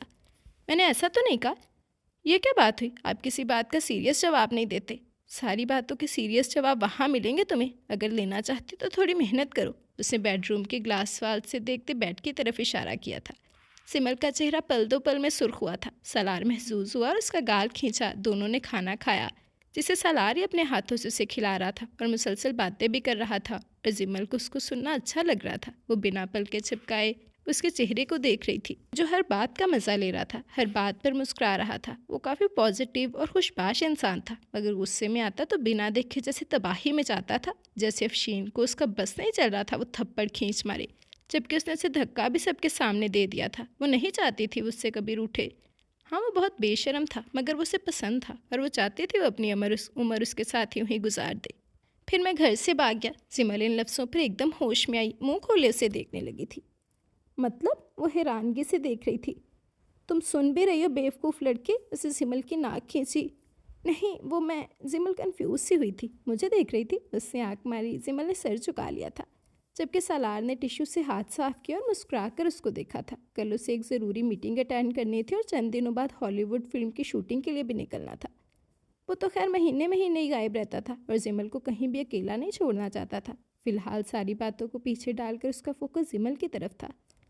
आगे बताएं आप क्यों घर से भागे? ये खामोशी उसे परेशान कर रही थी, उसकी नज़रें उसे तंग कर रही थी। तभी वो बोली। तो सलार को महसूस हो गया, उसने जिमल का हाथ पकड़ा और उसे लेकर लाउंज में सोफे पर आ गया था। उसे अपने साथ बिठा लिया था। जिमल की नज़रें झुकती जा रही थी और ये नज़रें सलार को उसकी जानब बढ़ने पर मजबूर कर रही थी। उसे मुश्किल खुद को रोका था। जिमल अभी वो जानता था मेंटली उसे अफोर्ड नहीं कर सकती। सलार ने उसे कंफर्टेबल करने के लिए एलसीडी ऑन कर ली थी। अब बता नहीं रहे आप किससे अब आगे? सिमल ने फिर से पूछा। वही दिखा रहा हूँ माई लव, मेरी बकरी, थोड़ा सा इंतज़ार करोगे? वो बोला तो सिमल ने मुंह बनाया। अब प्यार से कौन किसको बकरी कहता है? उसकी सारी मुंतकी अलग थी। उसने नेट पर एक रैंप शो ऑन किया था। सिमल दिलचस्पी से उसे देखने लगी। वो स्क्रीन पर ओरिजिनल से ज़्यादा हैंडसम लग रहा था। सिमल ने एक नज़र मुस्कुराती निगाह उस पर डाली। सलार उसकी एक्साइटमेंट पर हंसने लगा था। सिमल देख रही थी, बाबा का फोर्स था बिजनेस की तरफ जाओ, जबकि मुझे तो बिल्कुल नहीं जाना था। मैं पूरे घर के आगे उन्हें धमकी देकर चला गया कि मैं भाग रहा हूँ घर से, और उन्होंने भी कह दिया दोबारा शक्ल ना दिखाना। मेरे तो आग ही लग गई। मैंने सामान उठाया और निकल गया। हाँ, मम्मा को नोट लिखा था, उनकी याद मुझे बहुत आती थी, उनके खाने भी। जब मैं भागा तो मेरा ये रैंप शूट था, इसलिए बाबा मुझे जाने नहीं दे रहे थे, और मैं जानता था हफ्ते बाद जाऊँगा तो जूतियों से मारेंगे। कुछ नहीं होता, मार खा लूँगा, वो लापरवाही से बोला। फिर अंकल ने मारा आपको वापसी पर? ऐसा वैसा? सलार ने नफ़ी में सर हिलाया। क्यों, आपको ये पसंद था तो आपने चूज़ कर लिया, उन्हें सपोर्ट करना चाहिए था। सिमल बोली तो सलार हंस दिया था। मेरी बकरी, तुम स्क्रीन पर फोकस करो, तुम्हें अंदाज़ा होगा किस लिए उन्होंने मुझे मारा। कि मैं 2 महीने घर में मुंह छुपा कर पड़ा रहा क्योंकि मेरा मुंह नीला हो गया था। सिमल हैरानगी से सुनती स्क्रीन पर देखने लगी। सलार शर्टलेस था, एक लड़की की कमर में हाथ डाले रैंप पर चलता आने लगा था और लड़की की कमर पर हाथ रखा हुआ था। जैसे ही वो सामने आया, उसने लड़की को उठाकर घुमाया और तालियों की गूंज भी फ्लैश लाइट्स जगमगा सी गई थी। वो इतना हैंडसम लग रहा था कि कोई भी उस पर मर मिट जाता। और लड़की ने जिस जुर्रत से उसके गाल पर प्यार किया, सिमर को तो पतंगे लग गए थे। अब एहसास हुआ 2 क्या 6 महीने मुंह सजा देना चाहिए था। उसने एलईडी बंद की और उठ गई थी। पूरे घर में सलार के कह के गूंज उठे थे। अब क्या राय है तुम्हारी? वो मज़े से पूछने लगा और रूम में जाती सिमल का हाथ पकड़ लिया था। आप मुझसे दूर रहें, ये तो पहली चीज़ है, ना जाने और क्या क्या किया है आपने।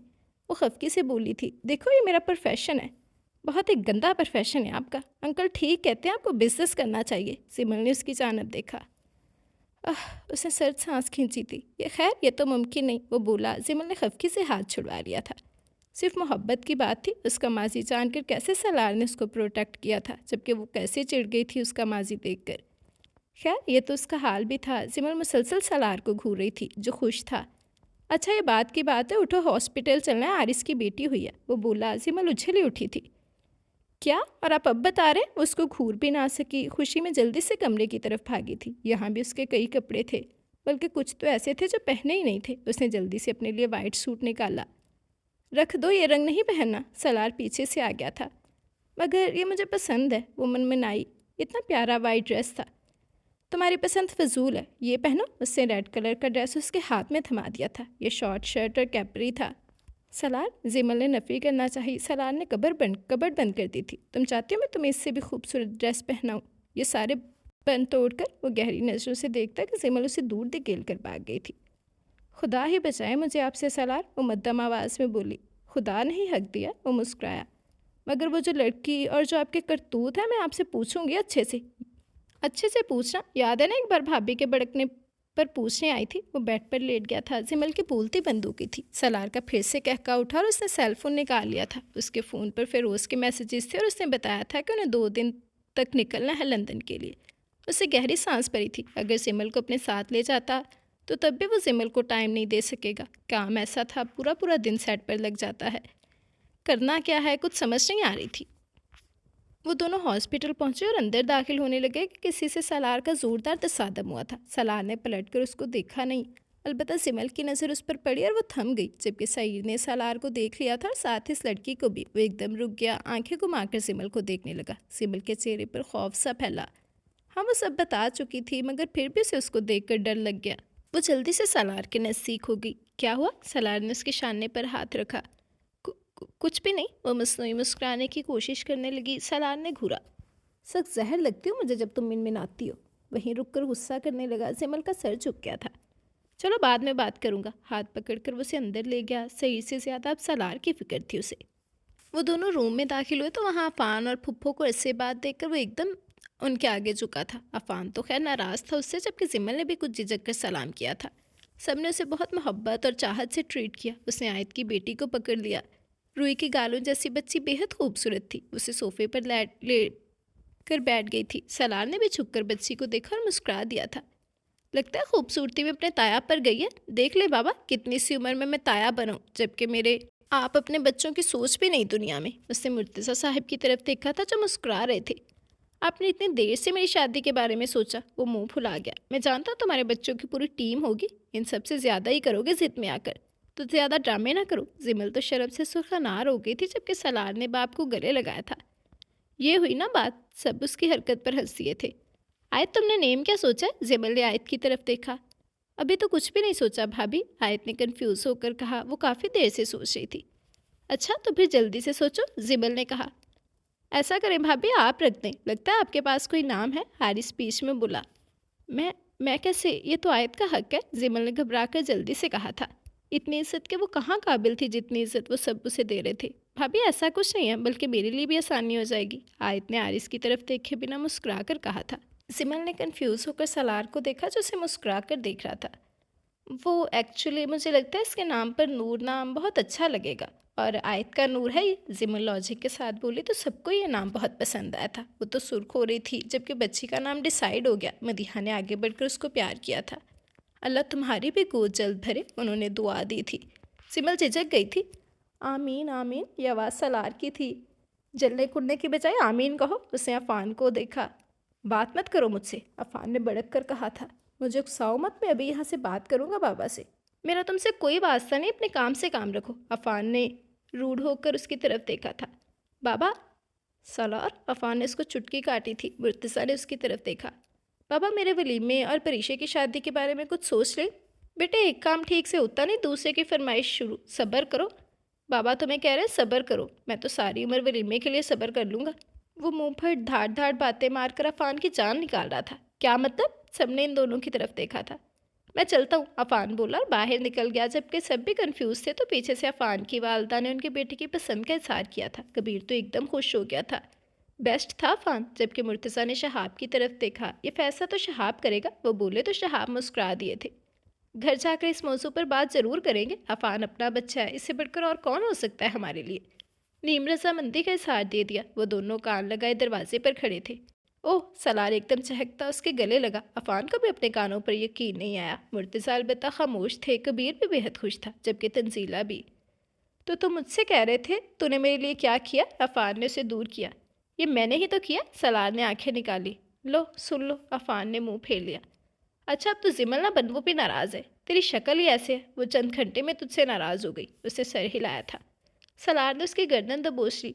लोग इन दोनों को देख रहे थे। सलार की पुश्त थी तभी उसे नहीं पहचाना था, जबकि अफान उसके मुक्के खा रहा था और वो दोनों हंस भी रहे थे। वापसी पर उन्होंने उसे फोर्स नहीं किया घर चलने के लिए। मदीहा ने बात भी की तो सलार ने नफ़ी कर दी थी। फ़िलहाल नहीं, मैं लंदन जा रहा हूँ अभी। शूट है मेरा, उसके बाद आपके पास आऊँगा। बस 2 दिन में ही फ़्लाइट है और जब तक वो साइको औरत इस घर में है मैं नहीं आऊँगा। वो जा चुकी है सलार, मदीहा ने बेचैनी से कहा था। मैं लंदन से वापसी पर घर आऊँगा, मैं जमल को घर पर नहीं छोड़ सकता, उसने कहा और अपनी ही माँ से नजरें चुराई थी। मदीहा चुप हो गई। सलार के दिल को कुछ हुआ था। वो उन्हें शर्मिंदा नहीं करना चाहता था, मगर बार बार आजमाने के बाद भी उसे कुछ ऐसा नहीं दिखा था कि इनमें से किसी को सिमल की परवाह हो। तब भी वो सेंसिटिव हो रहा था। वो दोनों घर के लिए लौटे। सिमल खामोश थी। सलार ने बार बार उसको देखा। क्या हुआ? उससे पूछा। कुछ भी नहीं, जिमल मुस्कुराई। नूर बहुत प्यारी है, मुझे तो उसका नाम और नाम की लॉजिक और नाम रखने वाली बहुत प्यारी लगती है। से तुम्हारे पास नाम के लिए लॉजिक भी है, इम्प्रेसिव है ये तो दिन रात शाम दोपहर चूना मिट्टी पत्थर डंडा कबाब शामी, मेरे बच्चों के नाम है, उनके पीछे की लॉजिक ढूंढ लेना। कसम से इतने मेरे बच्चे हों, क्या ही बात है। देखना सब आर्टिस्ट बनेंगे। और सलार, जिमन उसको हैरानगी से देख रही थी। क्यों, तुम्हें कम लग रहे हैं? तो गुल्लू बंटी पांडे और जिमल इसके शाने पर ज़ोर ज़ोर से मुक्के बरसा दिए थे, जबकि उसे हंसी अलग गा रही थी। ये कैसे नाम है सलार? वो मुंह पर हाथ रखे बुरी तरह हंसती थी, जबकि सलार मुस्कुरा दिया। वो उसे खामोश और उदास नहीं देख सकता था।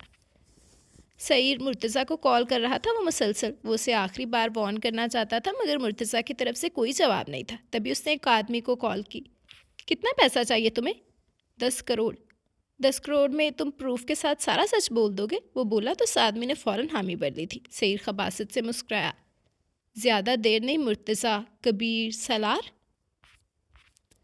आयत प्यास के सबब उठी तो उसे ज़रा दर्द का एहसास हुआ था। आरिस उसके पास ही था, उसे आरिस को नहीं पुकारना था। तभी उसने खुद पानी लेना चाहा तो ग्लास गिर गया था। आरिस एकदम उठ गया। तुम्हें पानी चाहिए था, मुझसे मांगती, वो बोला और उसे पानी दिया था। नहीं पीना, प्यास से ही है। नैन भाभी या तायम में भी नहीं रुकी, वो खुद से ही बोलने लगी। इतना नागवार हूँ मैं तुम्हारे लिए? आरिस ने उसकी तरफ देखा। नहीं, आप नागवार नहीं हैं, मैं हूँ जो भी हूँ। आप तो बिल्कुल ठीक हैं। जो आपने किया है वो भी मेरे लिए किया, तो आप गलत कैसे हो सकते हैं? अगर कोई गलत है तो वो आयत है। आयत ने उसकी जानब देखा, सपाट नज़रों से कहा था और आंखें बंद कर लीं। आरिस कुछ नहीं बोल सका। अपनी बात का यकीन दिलाना कितना मुश्किल लगा था। आज उसे एहसास हुआ था आयत कैसे कैसे उसे अपनी मोहब्बत का यकीन दिलाती रही थी और वो किस तरह उसे झटक देता। आयत को घर ले जाया गया। आरिस ने उसे अपने रूम में शिफ्ट करवाया था। आयत कुछ नहीं बोली, वो अपनी बेटी को देख रही थी। सिर्फ उसके रोने पर वो एकदम घबराई, जबकि मदीहा और बाकी सब हंस दिए थे। तुम परेशान ना हो, ये हमारे पास रहेगी। नहीं तायम्मी, ये मेरे साथ रहेगी। अब बस मुझे बता दे चुप कैसे करवाना है, वो बोली और मदीहा से जल्दी से अपनी बेटी को ले लिया था। मदीहा उसकी जज्बात समझ सकती थी, जबकि आरिस चुप था, पीछे से उसकी बेताबियाँ देख रहा था। आयत के साथ जो उसने किया वो एक एक लम्हे पछता रहा था। वो मगर वो महसूस भी तो करती, उसने उसके लिए ये सब किया, वो क्यों उसे छोड़ कर जाता? मगर आयत उसकी कोई बात सुनने के लिए तैयार नहीं थी। बाहर घर वालों के सामने उसने कोई बात नहीं की थी, जबकि उसको माफ़ करने का इरादा नहीं था शायद। मदीहा उसे समझा कर नीचे चली गई। परीशा और अमल तो कब से जा चुकी थी, कब से चिपकी बैठी थी और नूर को प्यार कर रही थी। रिमशा भी झिझकती हुई वहाँ आ गई थी। वो तीनों ही नूर को गोद में लिए उसे प्यार कर रही थी। आयत उन्हें मुस्कुरा कर देख रही थी, जबकि आरिस भी वहीं खड़ा था। आयत की एक नज़र उस पर गई तो उसने नज़र फेर ली। ये नज़र का फेरना आरिस के दिल पर लगा था। वो रूम से बाहर निकल गया। ये बेतनाई सुलझाने लगी थी। कबीर रूम में आया। नैन भी उसके पीछे गई। अब तक उसने कोई बात नहीं की थी। नैन बेहद कंफ्यूज थी, यहाँ तक कि कबीर फ्रेश होकर आया और उसने उसे मामूल की तरह टॉवल दिया चेहरा साफ करने के लिए, जिसे कबीर ने ले लिया। नैन जैसे उसका चेहरा पढ़ना चाह रही थी कि वो क्या सोच रहा है, मगर कबीर बिल्कुल नॉर्मल था। ऐसे क्यों देख रही हो? बिलाखिर कबीर ने उसकी जानब देखकर पूछ लिया था। नैन एकदम होश में आई थी। क्या हम थोड़ी देर बात कर लें? उससे कबीर का कांपते हाथों से हाथ पकड़ लिया था। कबीर उसकी कैफियत देखकर उसके साथ बेड पर बैठ गया था। नैन की आंखें सुर्ख होने लगी। उसकी खामोशी, उसका नॉर्मल रवैया सब उसे शर्मिंदगी की गहराइयों पर पहुंचा रहा था। कबीर अलबत्ता खामोशी से उसे देख रहा था और दूसरी नज़र उसके भरे भरे वजूद पर भी जा रही थी, जिसमें उसकी मोहब्बत की निशानी थी। नैन सख्ती से उसका हाथ पकड़ गई और फिर इसी हाथ पर माथा टिकाकर वो बुरी तरह रो दी थी। माफ़ कर दे मुझे। उस इसकी कबीर के हाथ उसके आंसू से भीगने लगे थे। कबीर कुछ नहीं बोला। नैन ने सर उठाकर उसकी तरफ देखा और उसका चेहरा हाथ से पकड़ लिया। ये सब सच है? हाँ सच है। मैंने आपसे शादी पैसों के लिए की। कबीर ने बात मुकम्मल की। नहीं ऐसा नहीं है, मेरे दिल में लालच नहीं था कबीर, मैं बस हार गई थी क्योंकि मैंने किसी शराब को चाहने की कोशिश की थी। वो शराब जैसे बरबरी रेत की तरह मेरे हाथ से निकल गया और मैं वहीं खड़ी रह गई। मुझ में ज़िद भर गई थी। लाख अपने दिल को समझाया मैंने, मगर दिल ही था। मगर खुदा की कसम, जैसे जैसे मैं आपके साथ, आपकी फ़ैमिली के साथ वक्त गुजारा, रोज़ मुझे अपने इरादे पर शर्मिंदगी होती थी। फिर मैं सब भूलने लग गई क्योंकि मुझे आपसे मोहब्बत हो गई। मुझे पता है आप मुझ पर यकीन नहीं करेंगे, मैं तो झूठी लग रही होंगी आपको। मैंने कितने झूठ बोले आपसे, हर बात पर ही झूठ बोला, मगर मेरी मोहब्बत सच्ची है। मुझे जिस दिन आपसे मोहब्बत हुई मैंने इतराफ़ किया। मैं नहीं जानती मेरे हक़ में क्या फ़ैसला करेंगे कबीर, मगर मैं सच में आपसे, आपके बच्चे से बहुत मोहब्बत करती हूँ। टिप टिप आंसू गिर रहे थे। सुर्ख आंखें आस पर ही नज़रों से उसे देख रही थी। कबीर ने उसकी तरफ देखा। उसने बड़ा गहरा सांस भरा था। प्लीज़ कबीर, मुझे खुद से अलग मत कीजिएगा। वो उसका चेहरा दोनों हाथों में थाम कर बोली थी। तुम जानते हो मुझे अपने लिबास पर शिकन क्यों नहीं पसंद? उसकी आंखों में झांकते हुए बोला था। अब वो बोल रहा था। अब नैन के सुनने की बारी थी। नैन उसकी आंखों में नहीं देख सकी। क्योंकि मुझे सिलवट लिबास पर नहीं पसंद, मुझे किरदार में किसी किस्म के सिलवट नहीं पसंद। दाग तो दूर की बात है, औरत का किरदार पत्थर की तरह मजबूत होना चाहिए कि पत्थर में भी दरार पड़ जाए, मगर औरत के किरदार में नहीं। मैं तुम्हें बदकिरदार नहीं कह रहा, क्योंकि वो तुम्हारा कज़न था, तुम्हारा मंगेतर था, शायद हराम लड़की की तरह। तुमने उससे मोहब्बत की, मगर शादी की रात तुमने मेरी बाहों में कैसे गुजारी? मैं जानता था तुम्हें मुझसे मोहब्बत नहीं, मगर तुम्हें हक नहीं पहुंचता था तुम मेरी गुर्बत में किसी और को सोचती। ये तो मेरे लिबास पर कीचड़ उछाल गई और मुझे पता ही नहीं चला। मैं तुमसे नाराज़ नहीं हूँ नैन, मैंने अहमद को भी ऑफिस से निकाल दिया। मैं उस शख्स की शक्ल नहीं देखना चाहता जो तुम्हें टीस करे। मैंने तुमसे वालेहाना मोहब्बत की है, जिस तरह हो सका उस तरह मोहब्बत की है।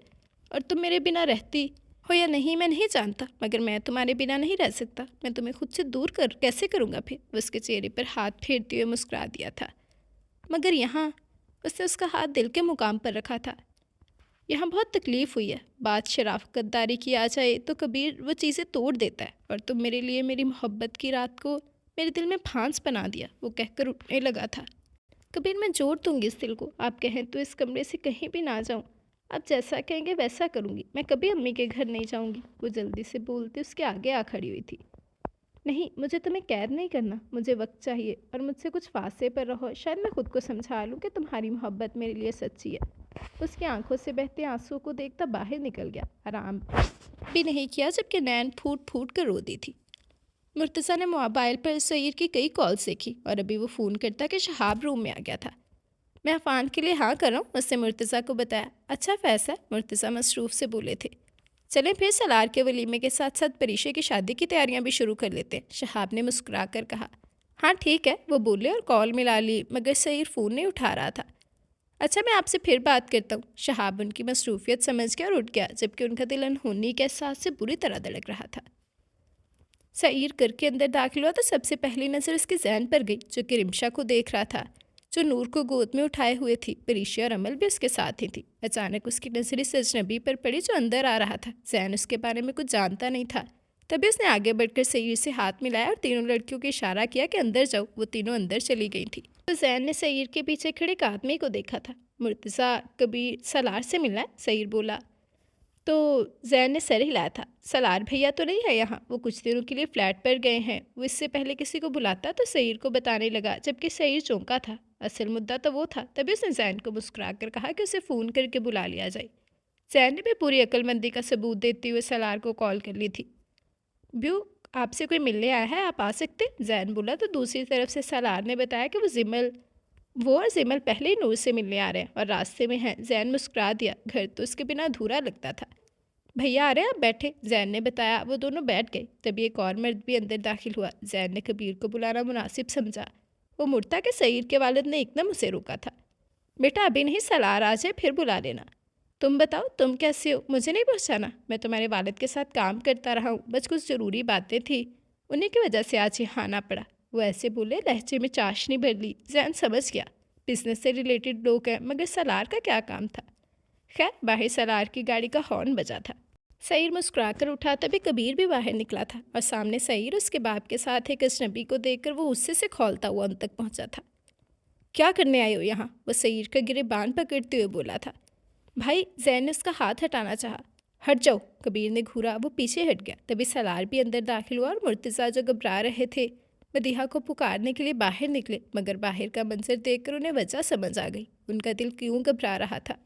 वो दिल थाम कर दीवार पकड़ गए थे। ये दिन उनकी ज़िंदगी में आ गया था। कबीर को सईर का गिरेबान पकड़े देख सलार ने सिमल को अंदर जाने का कहा और भड़क कर खुद भी सईर का गिरेबान जकड़ लिया था। क्या करने आया साले यहाँ? वो बदलिहाजी से बोला। बस कुछ देर थी, थप्पड़ी जड़ देता।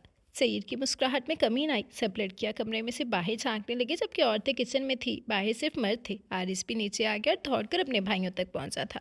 मुर्तज़ा वहीं खड़े थे, सिकंदर तो वहाँ थे नहीं। तभी शहाब और वजाहत दोनों भी वहीं आ गए थे। सईर ने एक नज़र मुर्तज़ा को देखा और खबासत से हंसा था। सलार और कबीर तो उसके दांत ही तोड़ देना चाहते थे। वो दोनों आगे बढ़ते कि सईर ने रोका। रुक जाओ, इतनी भी क्या जल्दी है? मेरे आने की वजह तो जान लो, सईर ने कहा। नहीं जाननी हमें, जाओ यहाँ से। आरिस उसको घूर कर देखा था, जबकि उसने आरिस के शाने पर हाथ रखने की कोशिश की, जिसे आरिस ने झटक दिया। वह बखूबी इस मुनाफिक इंसान को जानता था। अच्छा चलो, सब छोड़ो, सस्पेंस ख़त्म करते, सईर ने मुर्तज़ा के पीले पड़ते चेहरे को देखकर कहा था। रुक जाओ, मुर्तज़ा बेताबी से बोले। चले जाओ यहाँ से। वो गुस्से से बढ़ के। अरे मुर्तज़ा साहिब, क्या जल्दी है? जाना तो है हमने। सईद ने कंधे से पकड़ा तो आरिस ने बाप के कंधे पर छटक कर उसका हाथ हटाया था। हाथ तोड़ दूंगा, बाबा से दूर रहना, आरिस चीखा। क्या ड्रामा है ये, निकलो यहाँ से सारे, सलार गुस्से से भड़का। चलो इन दोनों को तो समझ आता है, ये चीख सकते हैं इन सब घर वालों के लिए। तुम किस हक से चीख रहे हो सलार मुर्तज़ा? सईद ने उसकी आंखों में देखा। मुर्तज़ा तड़प गए थे। सलार सलार मेरे बच्चे ने निकालो यहाँ से। वो रो देने को थे, सलार के माथे पर पड़े। यही हाल छुपकर सुनने वालों और उसके भाइयों का था। ये क्या बकवास है? सलार ने सईद का गिरेबान सख्त गिरफ्त में जकड़ा था। अभी बता देता हूँ ये क्या बकवास है। सईद ने उसके हाथ से गिरेबान छुड़वाया। मैंने कहा निकलो यहाँ से। मुर्तज़ा ने उसे धक्का दिया। इससे पहले वो मुर्तज़ा पर हाथ उठाता चारों बेटों ने उसको जकड़ लिया था। ओके ओके, मैं कुछ नहीं करता, सईद बोला। वो चारों से खा जाने का इरादा रखते थे। कहना क्या चाहते हो तुम? कबीर ने उसको घूर कर देखा और उसको दूर धकेला था। मैं नहीं, ये बोलेंगे। मुर्तज़ा साहिब, ये मुर्तज़ा साहिब। सईद ने मुस्कुराहट रोकी थी। मुर्तज़ा को लगा वो गिर जाएंगे। यहीं वो चारों ना समझ आने वाली नज़रों से बाप को देखने लगे थे। हाँ बोलो, सईद ने इस आदमी को कहा जिसने सलार की आंखों में देखा था। सलार बिल्कुल नहीं समझ पाया उसका अपनी तरफ देखना। मैंने मुर्तज़ा को आज से 27 साल पहले अपना एक बेटा बेचा था। मुर्तज़ा का कर्जा था मैं, और मेरे पास इसके अलावा कोई रास्ता नहीं था कि मैं मुर्तज़ा के पास कोई चीज़ गिरवी रखवा दूँ या बेच दूँ सिवाय एक बेटे के। और मैंने सलार को 27 साल पहले अपना कर्जा उतारने के लिए मुर्तज़ा को बेच दिया था, इस शर्त पर कि दोबारा कभी नहीं लौटूंगा। मगर वो रुक गया। तमाम आवाज़ें बंद हो गई। मुर्तज़ा उसका एक फ़र्द पत्थर हो गया था, जबकि सलार की आँख की पुतली में भी हरकत नहीं थी, यहाँ तक कि उसने पलक भी नहीं झपकी थी। ये प्रूफ है, ये सलार है, ये इसकी माँ है, और ये मैं, और ये इसका बर्थ सर्टिफिकेट, और ये रही वल्दियत। उसने तमाम चीज़ें इन सब की आंखों के आगे रख दी थी। हार कर रो देने की आवाज़ मुकम्मल खामोशी में मुर्तज़ा की थी। चारों तरफ सकूत छा गया था। कबीर सबसे पहले होश में आया और उसके साथ ही जैन और आरिज़ तीनों ने इस आदमी का गिरेबान जकड़ कर उसके मुंह पर कबीर ने मुक्के खींच मारे थे, जबकि आरिस ने सईद के खींच कर थप्पड़ मारा, और इसी तरह जैन भी। तीनों इन दोनों पर एकदम ऐसे पड़े कि वो अपना बचाव करने लगे थे। ये झूठ नहीं है, ये सच है, वो आदमी चीखा, जबकि कबीर ने थप्पड़ों से उसका मुंह सुरख कर दिया था। सब घर वाले बाहर निकल आए थे। इस झूठ पर तो वो सामने वाले की जान ले लेते। मदीहा भी वहाँ भाग कर आई थी। मुर्तज़ा इतने मजबूत मर्द थे, कभी उन्होंने उन्हें रोते हुए नहीं देखा था। ज़िंदगी में जितनी भी परेशानियाँ आई थी उन्होंने हिम्मत से फेस की थी, और आज इस झूठ पर वो कैसे रो रहे थे। मदीहा ने मुर्तज़ा का हाथ थामा। क्या हो गया मुर्तज़ा, आप ऐसे क्यों रो रहे हैं? बकवास कर रहा है ये आदमी, हमारा बेटा है वो, मदीहा बोली, जबकि सब भाइयों ने कबीर, आरिस और जैन को इन दोनों से दूर किया था। सलार आगे बढ़ा और इस आदमी के हाथ से उसने वो पेपर ले लिया जो प्रूफ था। वो गौर से इस पेपर को देखता रहा। पागल हो गए हो क्या? बकवास देख रहे हो? कबीर ने उसके हाथ से पेपर छीना। एक मिनट, उसने कबीर की तरफ सर्द नज़रों से देखा और मुर्तज़ा की तरफ बढ़ा था। मुर्तज़ा सलार को अपनी तरफ बढ़ते देख रहे थे। उनका बस नहीं चल रहा था वो कहीं भाग जाएं, मगर वो उनके सामने आ गया। वो उनको देखने लगे। मुर्तज़ा का चेहरा सुर्ख हो रहा था। तुम मेरे बेटे हो सलार, वो जल्दी से बोले और उठकर उसका चेहरा थाम लिया था। सच क्या है? वो उन्हें देखने लगा। यही सच है, मुर्तज़ा बोले। उनका बस नहीं चल रहा था सलार को छुपाने सबसे। सलार ने उनके आगे बर्थ सर्टिफिकेट किया जिसमें सलार की वल्दियत मुख्तलिफ थी। ये सब झूठ है, तुम मेरी बात का यकीन करो। सलार, मैं ही तुम्हारा बाप हूँ और तुमसे बेहद मोहब्बत करता हूँ, वो बोले। झूठ बोल रहे हो, झूठ बोल रहे हो। सच बताओ, तुम्हारा बेटा मर गया था, जबकि तुम। बस चुप, मुर्तज़ा चीखे। तुम सच क्यों नहीं बताते? वो आदमी भी चीखा। तुमने किसी से किसी की औलाद छीनी थी मुर्तज़ा। आज तुम्हें औलाद का एहसास हुआ जब तुमने ही ऑफ़र की, फिर मेरे कहने पर ही मान लिया कि हाँ तुम अपना बेटा बेचोगे। वो धाड़े, जबकि सब सुन्न हो गए थे। मुर्तज़ा ने अचानक अपने लफ्ज़ों पर गौर किया। सारा घर उनकी तरफ देख रहा था, जबकि सईद मुस्कुरा दिया था। वो आदमी भी मुतमईन सा दिख रहा था। सलार के हाथ से पेपर छूटा था। पेपर हवा में उड़ गया। वो लालची आदमी नज़दीक आया और सलार का हाथ थाम लिया। तुम मेरे बेटे हो सलार, तुम मेरे, और तुम्हारी माँ वो बहुत याद करती है तुम्हें। वो सईद के प्लान से हटकर अब बोल रहा था। यानी सलार इतना अमीर था, अगर वो उनके साथ रहने लगा तो क्या ही बात है। सलार ने नागवारी से अपना हाथ उसके हाथ से छुड़वा लिया था। मदीहा ने मुर्तज़ा की तरफ देखा। मुर्तज़ा, क्या है ये सब? वो बेचैनी से बोली। उनका दिल बुरी तरह धड़क रहा था। बाबा, या तो आप सच बता दें, वरना मैं इन सबको पुलिस से अरेस्ट करवा दूंगा, कबीर चिल्लाया था। पूरे घर में उसकी धाड़ उठी थी। सब भी तो मुंतज़िर थे मुर्तज़ा के बोलने के।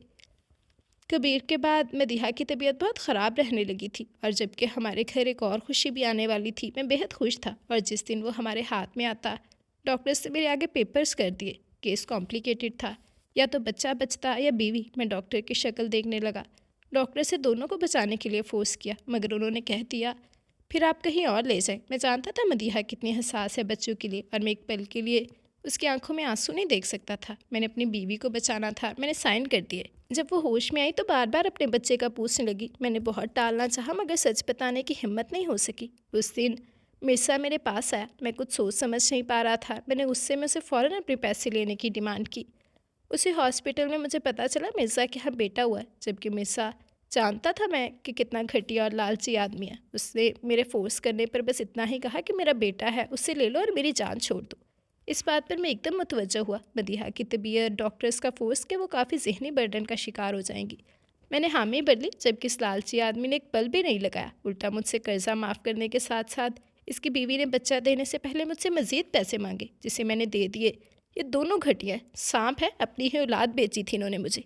इनकी ज़िंदगी मेरी दी रकम से सुकून से गुजरती। शायद बच्चा तो इन्हें चाहिए भी नहीं था, जबकि मैंने मदीहा के सामने सालार को कर दिया। मैं जानता था हम इससे बहुत मोहब्बत करेंगे और मुझे वो चुप हो गए। उनकी आंखों से आंसू बहने लगे।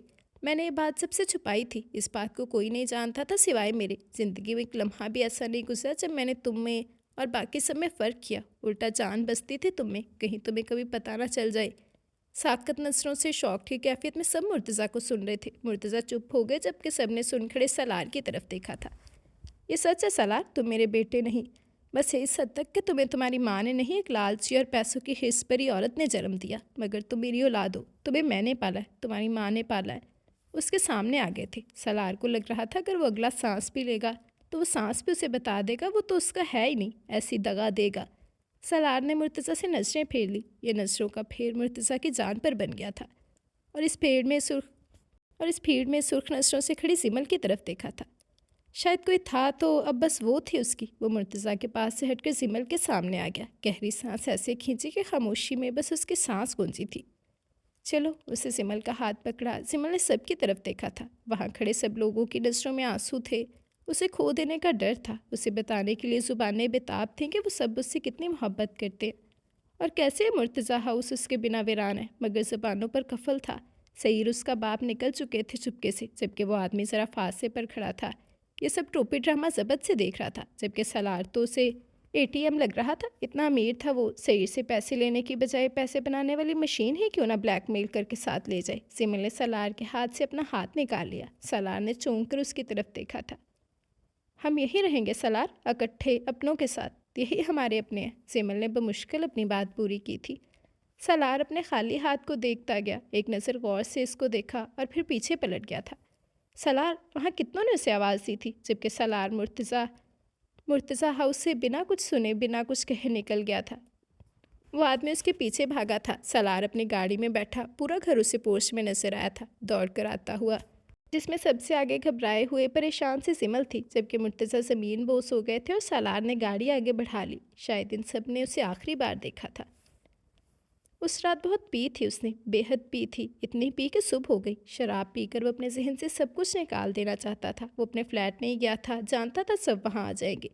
शराब पी पी कर अब तो उसकी आंखें भी नहीं खुल रही थी। फिरोज़ ने उसकी जानब देखा, बड़ी अजियत से देखा था, जिसने आंखें बंद करके सिर पीछे डाल दिया था और उसकी बंद आँखों में से गालों पर आंसू गिरने लगे। फिर उसने पहली बार देखा था ये पानी उसकी आंखों से निकलते हुए। वो बेहद ज़िद्दी था, अपनी ज़िद का पक्का, और वो सब कुछ जान चुका था। फिर उसके लिए ये जान कारी इतनी मुश्किल थी तो जिस पर यह बीतती थी उसकी हालत ऐसे बनती थी। सलार ने सिर 3 बार झटका और गिलास से सारा पानी अपने अंदर इंडेल लिया था। सर, फ्लाइट का टाइम हो गया, फिर उसने अचानक कहा तो उसने उसकी तरफ देखा। जाओ कुछ देर के लिए यहाँ से, सलार भारी आवाज़ में बोला। उसका गला ख़राब हो चुका था शराब की ज़्यादती से। फिरोज़ चुपचाप इस कमरे से निकल गया। एक महंगे बार का कमरा था। फिरोज़ बाहर ऐसे निकला कि वहीं खड़ा हो गया था। वो उसे छोड़कर जा भी कैसे सकता था। सलार ने अपना सर टेबल पर डाल दिया और कांच के ग्लास को देखने लगा। गहरी खामोशी थी चारों तरफ, बेहद गहरी। अचानक ग्लास उसकी नज़रों के आगे धुंधला सा हो गया था। आंखों में पानी भरने की वजह से ग्लास धुंधला गया था। वो हंस दिया, तकलीफ से हंसने लगा। वो अचानक पीछे सोफे पर सर डालकर ज़ोर ज़ोर से हंसने लगा। सलार, उसने बात अधूरी छोड़ दी। ना आगे कोई, ना पीछे कोई। वो सोचता रह गया, कौन सा नाम लगना चाहिए मेरे साथ। वो अब सोचने लगा, मिर्ज़ा या मुर्तज़ा। अचानक उसकी हंसी सिमट गई थी। यार फ़िरोज़, उसने फ़िरोज़ को पुकारा। वो पल में अंदर आ गया था। यार पता तो करो कितने में हुआ था मेरा सौदा। वो पुरसोच नज़रों से उसे देखने लगा। सर प्लीज़, आप इस बारे में ना सोचें। फ़िरोज़ को वो खुद अजियती का शिकार ही लगा।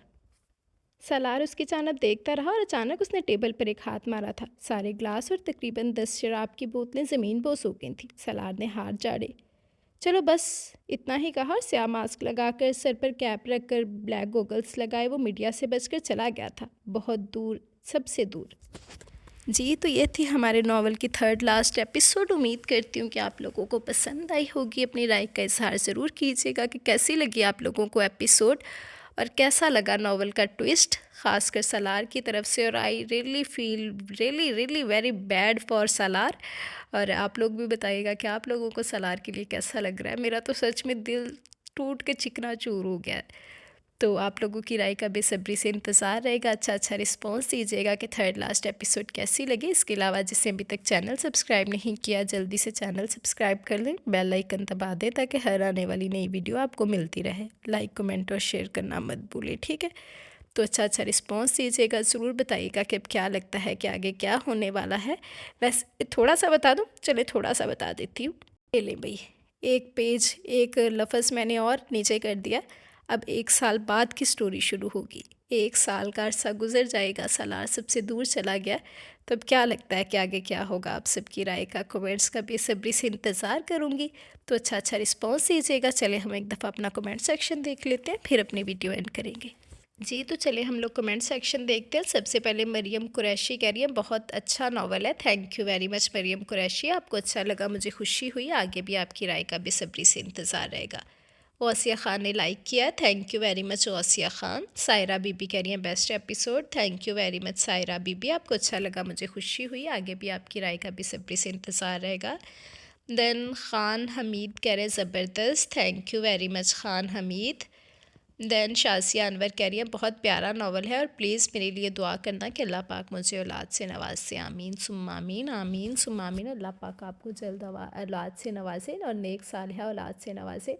माय डियर लिसनर्स, आप सब लोग शासिया अनवर के लिए दुआ ज़रूर कीजिएगा कि अल्लाह ताला शासिया को नेक और लंबी सेहत व तंदुरुस्ती वाली औलाद से नवाजे। तो आप लोग इनके लिए दुआ ज़रूर कीजिएगा। थैंक यू वेरी मच शासिया, आप इंशाल्लाह हमारी दुआओं में हमेशा रहेंगी। देन चमान यासिर कह रहे हैं, चमन यासिर आई थिंक सो, ज़बरदस्त नावल है, प्लीज़ नेक्स्ट एपिसोड जल्दी दे दें प्लीज़। नेक्स्ट एपिसोड या टाइम पे ही आएगी इंशाल्लाह, 7 बजे अपलोड होगी। तो थैंक यू वेरी मच, आप लोग पसंद कर रहे हो, मुझे बहुत खुशी हो रही है। आपकी राय का इंतज़ार रहेगा नेक्स्ट भी। शाजिया अनवर कह रही हैं ज़बरदस्त, thank you very much Shazia Anwar. Then Seema कह रही हैं अस्सलाम वालेकुम, सलार के सीन्स बहुत अच्छे हैं, मुझे समझ में नहीं आ रहा मैं कैसे बोलूँ। Salaar is mind blowing, Kabir और आयत का बॉन्ड बहुत अच्छा है। कबीर जैसे आयत को ट्रीट करता है वो देखकर अच्छा लगता है। मुझे लगता है सलार इन लोगों का बेटा नहीं है। वैसे सीमा आप क्यों बिल्कुल एग्जैक्ट पॉइंट पे जाके लगती हैं, आप जब भी कोई तुक्का लगाती हैं ना बिल्कुल निशाने पे लगता है जाके, आप बिल्कुल सही कह रही हैं। यही ट्विस्ट था। अब आज वाली एपिसोड जब आप सुनेंगी तो आपको पता चल जाएगा। बाकी इतना शॉर्ट कमेंट क्यों भाई, ऐसे क्यों है, मुझे पहले तो आप ये वजह बताएं। और थैंक यू वेरी मच, आपका कमेंट बहुत मज़े का था, बेशक शॉर्ट ही था। और बिल्कुल आरिज़ हो क्या नाम था उसका, कबीर, कबीर और आयत का बॉन्ड वाकई बहुत कमाल का था। और दूसरा सलार के लिए आप लोगों को कैसा लग रहा है मुझे ज़रूर बताइएगा। थैंक यू वेरी मच सीमा। आयशा कह रही हैं अस्सलाम वालेकुम, कैसी हैं आप? वालेकुम अस्सलाम आयशा, अल्हम्दुलिल्लाह मैं बिल्कुल ठीक हूँ, आप कैसी हैं? एपिसोड तो बहुत ज़बरदस्त था, माइंड ब्लोइंग। और आयत अच्छा कर रही है हीरो के साथ, बिल्कुल उस वो हकदार है आरिस। आयत कबीर और सलार का बॉन्ड बहुत अच्छा है, nice, thank you very much. बिल्कुल उनका बॉन्ड वाकई बहुत अच्छा है, थैंक यू आयशा। वसीम ख़ान कह रहे हैं very nice, thank you very much Waseem Khan. Then Sumaiya Patel कह रही हैं वालेकुम अस्सलाम, कैसी हैं आप? अल्हम्दुलिल्लाह मैं बिल्कुल ठीक हूँ, आप कैसी हैं? देन उर्वा कह रही हैं अस्सलाम वालेकुम, वालेकुम अस्सलाम उर्वा, कैसी हैं आप? इसका सीज़न 2 और 3 भी है, वो भी रीड करें। अल्हम्दुलिल्लाह मैं बिल्कुल ठीक हूँ और इंशाल्लाह ज़रूर। वैसे मेरा इरादा तो नहीं था सीज़न 2 3 रीड करने का, लेकिन डिमांड बहुत आ रही है कि हमें इसका सीज़न 2 भी सुनना है। जैसे कि मैंने आप लोगों को बताया कि सीज़न 2 में ज़्यादातर स्टोरी हीरो हीरोइंस की जो आगे बच्चों की हो जाती है, तो मुझे वो चीज़ अच्छी नहीं लगती जब वो इतने हमारे डैशिंग और अच्छे अच्छे हीरोज़ को बूढ़े बना देते हैं। अब सलार को बूढ़ा होना मैं तो बिल्कुल अफोर्ड नहीं कर सकती, और लिटरली मैंने अभी तक सीज़न 2 खुद नहीं पढ़ा, लेकिन आप लोगों की डिमांड पे मैंने उसे सर्च किया था तो मुझे अच्छा पीडीएफ कहीं से नहीं मिला। एक्चुअली इसमें बहुत ज़्यादा मिस्टेक्स हैं, बहुत ज़्यादा गलत फलत लिखा हुआ है, समझ ही नहीं आ रहा कि लिखा क्या है। तो मैं अपनी तरफ से पूरी कोशिश करूँगी और आप लोग यकीन नहीं करेंगे कि उसका मैंने पहला सीन पढ़ा नॉवल का, मैंने किया डाउनलोड पीडीएफ। पहला सीन पढ़ा, उस पहले सीन ने मेरा दिल तोड़ दिया, इतना मेरा दिल ख़राब किया उस सीन ने कि मेरा दिल ही नहीं किया कि मैं वो नॉवल अब आगे रिकॉर्ड करूं। तो उसका इंशाल्लाह मैं आपको लास्ट एपिसोड में बताऊंगी कि मैंने क्या सीन रीड किया था। फिर आप लोग मुझे बताइएगा कि आप लोग सीज़न 2 सुनना चाहते हो या नहीं सुनना चाहते, तो फिर हम वो देखते हुए इंशाल्लाह रिकॉर्ड करेंगे। ठीक है, thank you very much. Then Alishba Bilal कह रही है इंतज़ार था शदीद एपी का, thanks for the EP. Thank you very much Alishba, आप लोगों को अच्छा लग रहा है, मुझे बहुत खुशी होती है सुन के। आगे भी आपकी राय का इंतज़ार रहेगा। देन शेख आयशा कह रही है 1 साल पहले नावल डाउनलोड करी थी लेकिन इतना लंबा है कि कंप्लीट ही नहीं कर पाई थी। आज कंप्लीट हुई, माशाल्लाह आपकी वॉइस काफ़ी अच्छी है। मैंने ये फ़र्स्ट वॉइस ओवर नावल सुना था, बहुत अच्छा लगा। आप जिस तरह पढ़ती हैं ऐसा लगता है मैं ख़ुद पढ़ रही हूँ। थैंक यू वेरी मच, आपका प्यार है, आपको अच्छा लगा, मुझे लिटरली बहुत खुशी हुई। और ख़ैर नावल अरीज शाह का था, लास्ट में मालूम हुआ। बिल्कुल मैं लास्ट में बता देती हूँ, मैंने फ़र्स्ट के 1000 सब्सक्राइबर्स जब हुए थे ना, मैंने तभी एज ए गिफ्ट दिया था। और तब की वॉइस में और अब की वॉइस में मेरे लिसनर्स ये बात कहते हैं, बल्कि मैं ख़ुद भी नोट करती हूँ कि बहुत ही ज़्यादा फ़र्क आ गया, बहुत ज़्यादा इम्प्रूवमेंट की है। तो आप अब की कलेक्शन भी देखिएगा, उम्मीद करती हूँ कि आपको ज़रूर पसंद आएगी। बाकी thank you very much Ayesha, आपको अच्छा लगा, मुझे खुशी हुई, आगे भी आपकी राय का इंतज़ार रहेगा। देन आमिर भट्ट कह रहे हैं nice episode, thank you very much Aamir Bhatt. Haris Khan कह रहे हैं शुक्रिया आपी, thank you very much Haris Khan. Faranaz कह रही है अस्सलाम वालेकुम आपी, वालेकुम अस्सलाम फ़रानाज़, कैसी हैं आप। ज़ेब कह रही हैं yes dear, it's all about their children season 2 but please do read. देखते हैं कि जो मज़ा सीज़न 1 में था वो सीज़न 2 में राइटर बरकरार रख सकी है या नहीं, but still I want you to read season 2 please. इंशाल्लाह ज़ेब आपने डिमांड की है तो ऐसा हो सकता है कि मैं उसे पूरा ना करूँ, तो इंशाल्लाह हम ज़रूर सीज़न 2 रीड करेंगे। तो एक दफ़ा सीज़न 1 एंड हो जाए तो फिर मैं आप लोगों को थोड़ा सा जो मैंने फ़र्स्ट सीन पढ़ा था मैं आप लोगों से शेयर करूँगी, फिर आप लोग मुझे बताइएगा कि आप लोग इसे सुनना चाहते हो या नहीं। बाकी मैं कोशिश कर रही हूँ कि मुझे ऐसा पीडीएफ मिले जिसमें ज़्यादा मिस्टेक्स ना हो। आपको पता है इमला की गलती हो तो बहुत मुश्किल हो जाता है नावल पढ़ना, और इस सीज़न में भी बहुत थी लेकिन इसमें फिर भी मैं थोड़ा सा कंप्रोमाइज़ कर गई। लेकिन जो सीज़न 2 मैंने देखा है वो टोटली बहुत ही अजीब सा लिखा हुआ है, बहुत गलतियाँ हैं। तो मुझे कोई अच्छा पीडीएफ मिल गया तो इंशाल्लाह हम ज़रूर उसे रीड करेंगे। ठीक है, थैंक यू वेरी मच से। देन मलिहा फ़याज़ कह रही हैं स्टोरी अच्छी है लेकिन इमला की बहुत गलतियाँ, वही बात आ गई, और कहीं कहीं करैक्टर्स ज़्यादा ही ओवर रिएक्ट कर गए हैं। आरिस का निकाह आयत से हो चुका है, ठीक है रुखसी नहीं हुई, लेकिन ये बच्चा गुनाह नहीं, और इसके बाप का इतना रिएक्शन फ़जूल था, और आरिस तो बहुत ही फ़जूल निकला, आयत को फिर से धोखा दे गया। यार हमारे अगर कुछ बाउंड्रीज़ हैं ना इस्लाम में, अगर हम उसे फॉलो करते हैं, हमारा मुआशरा जो है, ठीक है निकाह हो चुका था, नो डाउट कोई गलत नहीं था, बच्चा जायज़ था उनका, लेकिन हमें मुआशरे के साथ भी चलना पड़ता है। अगर हमने एक मुआशरे में अपनी एक रस्म बनाई हुई है तो हमारे मुआशरे में वो चीज़ एक्सेप्टेबल नहीं होती। तो एक तरह इस तरह देखा जाए तो उनके बाप का रिएक्शन आई थिंक सो कि नॉर्मल था, कोई बड़ी बात नहीं थी। लेकिन हाँ ये चीज़ थी कि आरिस ने आयत के साथ बहुत गलत किया, जो कि नहीं करना चाहिए था। दूसरी तरफ सिमल का किरदार भी बहुत ही बोंगा और फजूल है। जब लड़की को पता है कि सलार के सिवा उसका कोई नहीं इस दुनिया में, फिर सलार के सामने इतना ओवर रिएक्ट क्यों करती है, बहुत फजूल कर लगती है ऐसी हरकतें करते हुए। ये सिमल का भी मेरे ख़्याल में सिमल का करैक्टर भी जस्टिफाइड है, ये आप जिस तरह बात कर रही है आपका कमेंट में एक्सेप्ट कर रही हूँ, लेकिन फिर भी अगर देखा जाए तो सिमल के साथ जो कुछ हुआ है, जिस तरह के ट्रॉमा से वो गुजरी है, तो इंसान कभी कभी अपने हालात इस तरह के उसके साथ पेश आ जाते हैं कि वो अपने उस टाइम से निकल नहीं सकता, एक डर सा उसके अंदर बैठ जाता है। तो यही चीज़ उसके साथ हुई है। तो बाकी अफशीन ने उसके दिल में ये डर बिठा दिया था कि सालार तुम्हें, अगर उसे सालार को पता चल गया कि तुम इतनी बदसूरत हो, मेरे बेटे ने तुम्हारे जिस्म पे नक्श बनाए हुए हैं, तो वो तुमसे नफ़रत करेगा।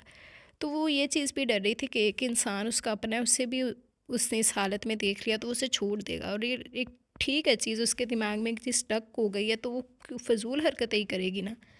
तो आई थिंक सो कि उसका जो एक्ट था वो जस्टिफाइड था। देन आसिया कुरैशी कह रही हैं ज़बरदस्त, thank you very much Asiya. Then Mohammad Tufail कह रहे हैं अस्सलाम वालेकुम आपी जान, जी कैसी हैं आप, एपिसोड बहुत अच्छा था, बहुत शुक्रिया आपका, लेकिन आयत के साथ अच्छा नहीं हुआ, बिल्कुल आयत के साथ सच में अच्छा नहीं हुआ, बहुत ही दुख हो रहा है, इतनी खुश थी आयत, बहुत गलत हुआ है उसके साथ। जिमल के साथ भी बहुत गलत किया है उसकी चच्ची ने, बहुत ज़्यादा ही ज़ालिम है अफशीन। अफशीन की अकल तो ठिकाने लगा दिया आज के एपिसोड में सलार ने। अच्छा, उससे तो मज़ा आया, मुझे खुशी हो रही है। और जो आरिस को आए थे नाकू चने चबवा रही है ना, वो भी आप लोग सुने तो इंशाल्लाह आपको मज़ा आएगा कि आरिस के साथ अच्छा हो रहा है। बाकी thank you very much Mohammad Tufail, आपको कमेंट बहुत मज़े का था, आपको नॉवल अच्छा लग रहा है, मुझे बहुत खुशी हुई। आगे भी आपकी राय का बेसब्री से इंतज़ार रहेगा। देन अहमद कह रहे हैं nice novel, thank you very much Ahmad. Alishba Bilal कह रही हैं ज़बरदस्त नावल है, thank you very much Alishba Bilal, novel बहुत अच्छा जा रहा है। राफ़ी कह रहे हैं thank you very much Rafi Bhatt. Gaming master Jeff कह रहे हैं so beautiful, thank you very much, आप बड़े अरसे बाद आए हैं। देन फरहान नाज कह रहे हैं कल पढ़ नहीं सकी, काम था कुछ, लेकिन आरिस पर गुस्सा आ रहा है, कैसे कर रहा है वो आयत के साथ। आरिस कमीना है, आरिस का कमीनापन सारे नावल में नहीं गया। अभी आरिस को इतनी जल्दी माफ़ी मिलनी नहीं चाहिए थी। अभी देखते हैं कि क्या होता है, कब तक मिलती है आरिस को माफ़ी। अभी आए तो से अच्छा नाकू चने छपवाए। बाकी thank you very much Farhanaz. Novel name last episode में मेंशन होगा। देन समीना आसिफ कह रही है nice novel, super happy, thank you very much. Ali Gujjar like किया, thank you very much Ali. Then Zainab Sagheer कह रही हैं ये क्या हो गया, उफ़ क्या हो गया, आरिस के साथ आयत के साथ जुल्म हुआ है और आरिस ने कमीनापन किया, आरिस को छितरों की ज़रूरत है। देन सलमा कौसर कह रही है अस्सलाम वालेकुम, आज का एपिसोड बहुत इमोशनल है। वालेकुम अस्सलाम। बिल्कुल आयत की तरफ से मुझे भी बहुत इमोशनल लगा और मैं लिटरली बहुत मुश्किल से रिकॉर्ड किया था। इमोशनल सीन्स में तो मैं खुद इमोशनल हो जाती हूँ। तो बाकी thank you very much. Then Fajar Bano कह रही है mind blowing, thank you very much Fajar Bano. Shahnaz Hafeef कह रही है ज़बरदस्त story, thank you very much Shahnaz Hafeef. Novel name video last episode में मेंशन होगा। मरियम कुरैशी कह रही है awesome episode, thank you very much Mariam Qureshi. Again Mariam Qureshi कह रही है awesome episode, thank you very much. Zeb कह रही है अस्सलाम वालेकुम, हाउ आर यू। वालेकुम अस्सलाम, अल्हम्दुलिल्लाह आई एम फाइन, आप कैसी हैं। ओहो यार, इसे फिर चवल मार दिया है, ये क्या किया यार। हाँ, उसे छितरों की ज़रूरत है और तो कोई बात नहीं है, लेकिन ऐसे लग रहा है जैसे इस दफ़ा कुछ गड़बड़ है आरिस के साथ। गड़बड़ तो है, जानी कमीनी है नहीं। कोई नहीं, आप ही पिछे पवाइए ने हुन। आयत के लिए बहुत बुरा लगता है यार, शी इज़ सो क्यूट। बिल्कुल आयत बहुत क्यूट है यार और आरिस उतना ही कमीना है। Let's see what will happen. ये अफशीन को कोई पकड़ के मारे यार, बहुत पिटाई करे, ज़रूरत है इसको। आज सलार ने आज के एपिसोड में आपके ठंड पड़ेगी, आप सुने और पढ़ें, इंशाल्लाह आप मायूस नहीं होंगे जो सलार ने उसके साथ किया। मुझे तो ठंड पड़ गई। I hate her, Salar always the saver, loved it. बिल्कुल यार, आ गया हमारा hero to save her love of his life, ज़बरदस्त, थैंक यू वेरी मच। यार आपने कमेंट, यार अब अपने कमेंट क्यों नहीं देती during the novel, give your comments, मज़ा आता है। मैं कमेंट्स देती थी, मुझे जब मैं कमेंट्स देती थी ना, मुझसे आपको पता है फिर मैं ज़्यादा ही ओवर हो जाती हूँ। मुझे जब कोई चीज़ अच्छी नहीं ना लगती फिर मैं सुना देती हूँ कि नहीं चवल मार देती। तो मैंने एक पिछली वीडियोस में कमेंट सेक्शन किया था तो बहुत से लिसनर से बोला कि नहीं आप कमेंट मत दिया करें, हमें मज़ा नहीं आता, तो मैं इस वजह से छोड़ दिया। बाकी आप चाहती हैं कि मैं कमेंट दूँ तो इंशाल्लाह अभी नेक्स्ट नॉवल से हम ये भी ट्राई करके देखेंगे। और ये जो समीर ने बॉम्ब गिराना है, I am having this feeling कि ये क्या पर, सॉरी किस पर, आई थिंक सो आएगा, किस पर गिरेगा, I think I know but let's see. Salaar तो ही गिरना वा। बताना कैसा लगा और मुझे बताना कि आप क्या सोच रही थी। Amazing novel, amazing episode, loved it, thank you very much सेब। आपको अच्छा लगा, मुझे बहुत खुशी हुई। आगे भी आपकी राय का इंतज़ार रहेगा, thank you very much. Farhan gamer कह रहे हैं बहुत अच्छा नॉवल है, thank you very much Farhan gamer. Rameen Riaz कह रही हैं बहुत अच्छी एपिसोड थी, thank you very much Rameen Riaz. Ahmad कह रहे हैं nice novel, thank you very much Ahmad. Novel का नेम वीडियो के लास्ट में मेंशन होगा, लास्ट एपिसोड के। इकरा करम कह रही हैं उफ़ outstanding episode, thank you very much Iqra. Then Sumaiya कह रही हैं अस्सलाम वालेकुम, कैसी हैं आप, नाइस नॉवल एंड थैंक्स। वालेकुम अस्सलाम, अल्हम्दुलिल्लाह मैं बिल्कुल ठीक हूँ and thank you very much. आपको नावल अच्छा लग रहा है, मुझे खुशी हुई। आगे भी आपकी राय का इंतज़ार रहेगा। देन शाह ब्रदर कह रहे हैं nice one, thank you very much Shah brother.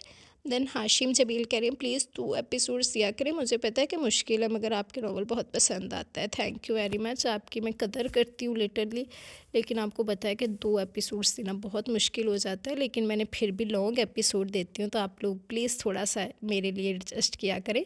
अब मैंने, आपको पता है मसरूफियत हर एक की लाइफ में होती है तो टाइम निकालना पहले ही बहुत मुश्किल होता है, वरना 1 घंटे की एपिसोड भी कम नहीं होती। कहाँ मैं आपको 2-2 ढाई घंटों को भी दे देती हूँ और 1 घंटे 40 मिनट की तो नॉर्मल लाजमी होती है, तो आप लोग प्लीज़ थोड़ा सा एडजस्ट किया करें, ठीक है, thank you very much. Then Safina Zubair कह रही है nice episode, thank you very much Safina.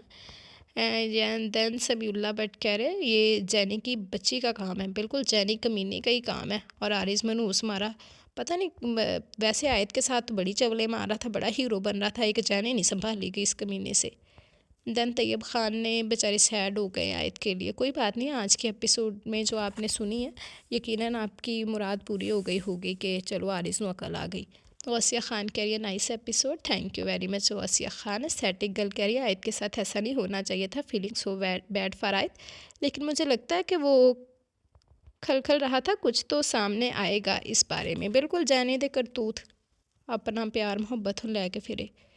Then Hadiya नूर कह रही है well done dear, thank you very much Hadiya Noor. इस नावल के सीज़न 2-3 हैं वो भी अच्छे हैं, इंशाल्लाह वो भी हम जल्द रीड करेंगे। सीमा सुल्ताना कह रही है अस्सलाम वालेकुम, nice novel, nice episode, thank you very much Seema. इतना शॉर्ट कमेंट क्यों भाई? आयशा कह रही है अस्सलाम वालेकुम, नाइस एपिसोड, वालेकुम अस्सलाम, थैंक यू आयशा। आयत की स्टोरी में क्या हो गया? हीरो पर बहुत गुस्सा आ रहा है। सलार के सीन्स बहुत अच्छे हैं, सलार तो भाई अपनी जान है।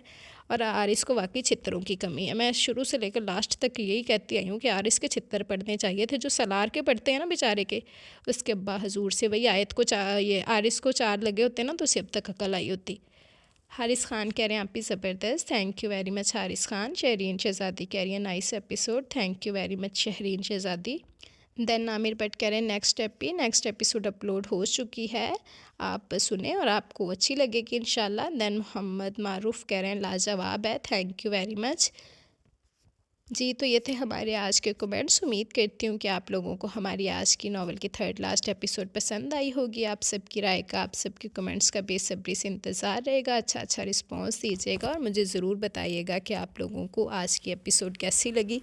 तो आप लोग आज के एपिसोड एंजॉय करें, ज़रूर बताइएगा कि कैसी लगी। आप सबकी राय का बेसब्री से इंतज़ार करूँगी।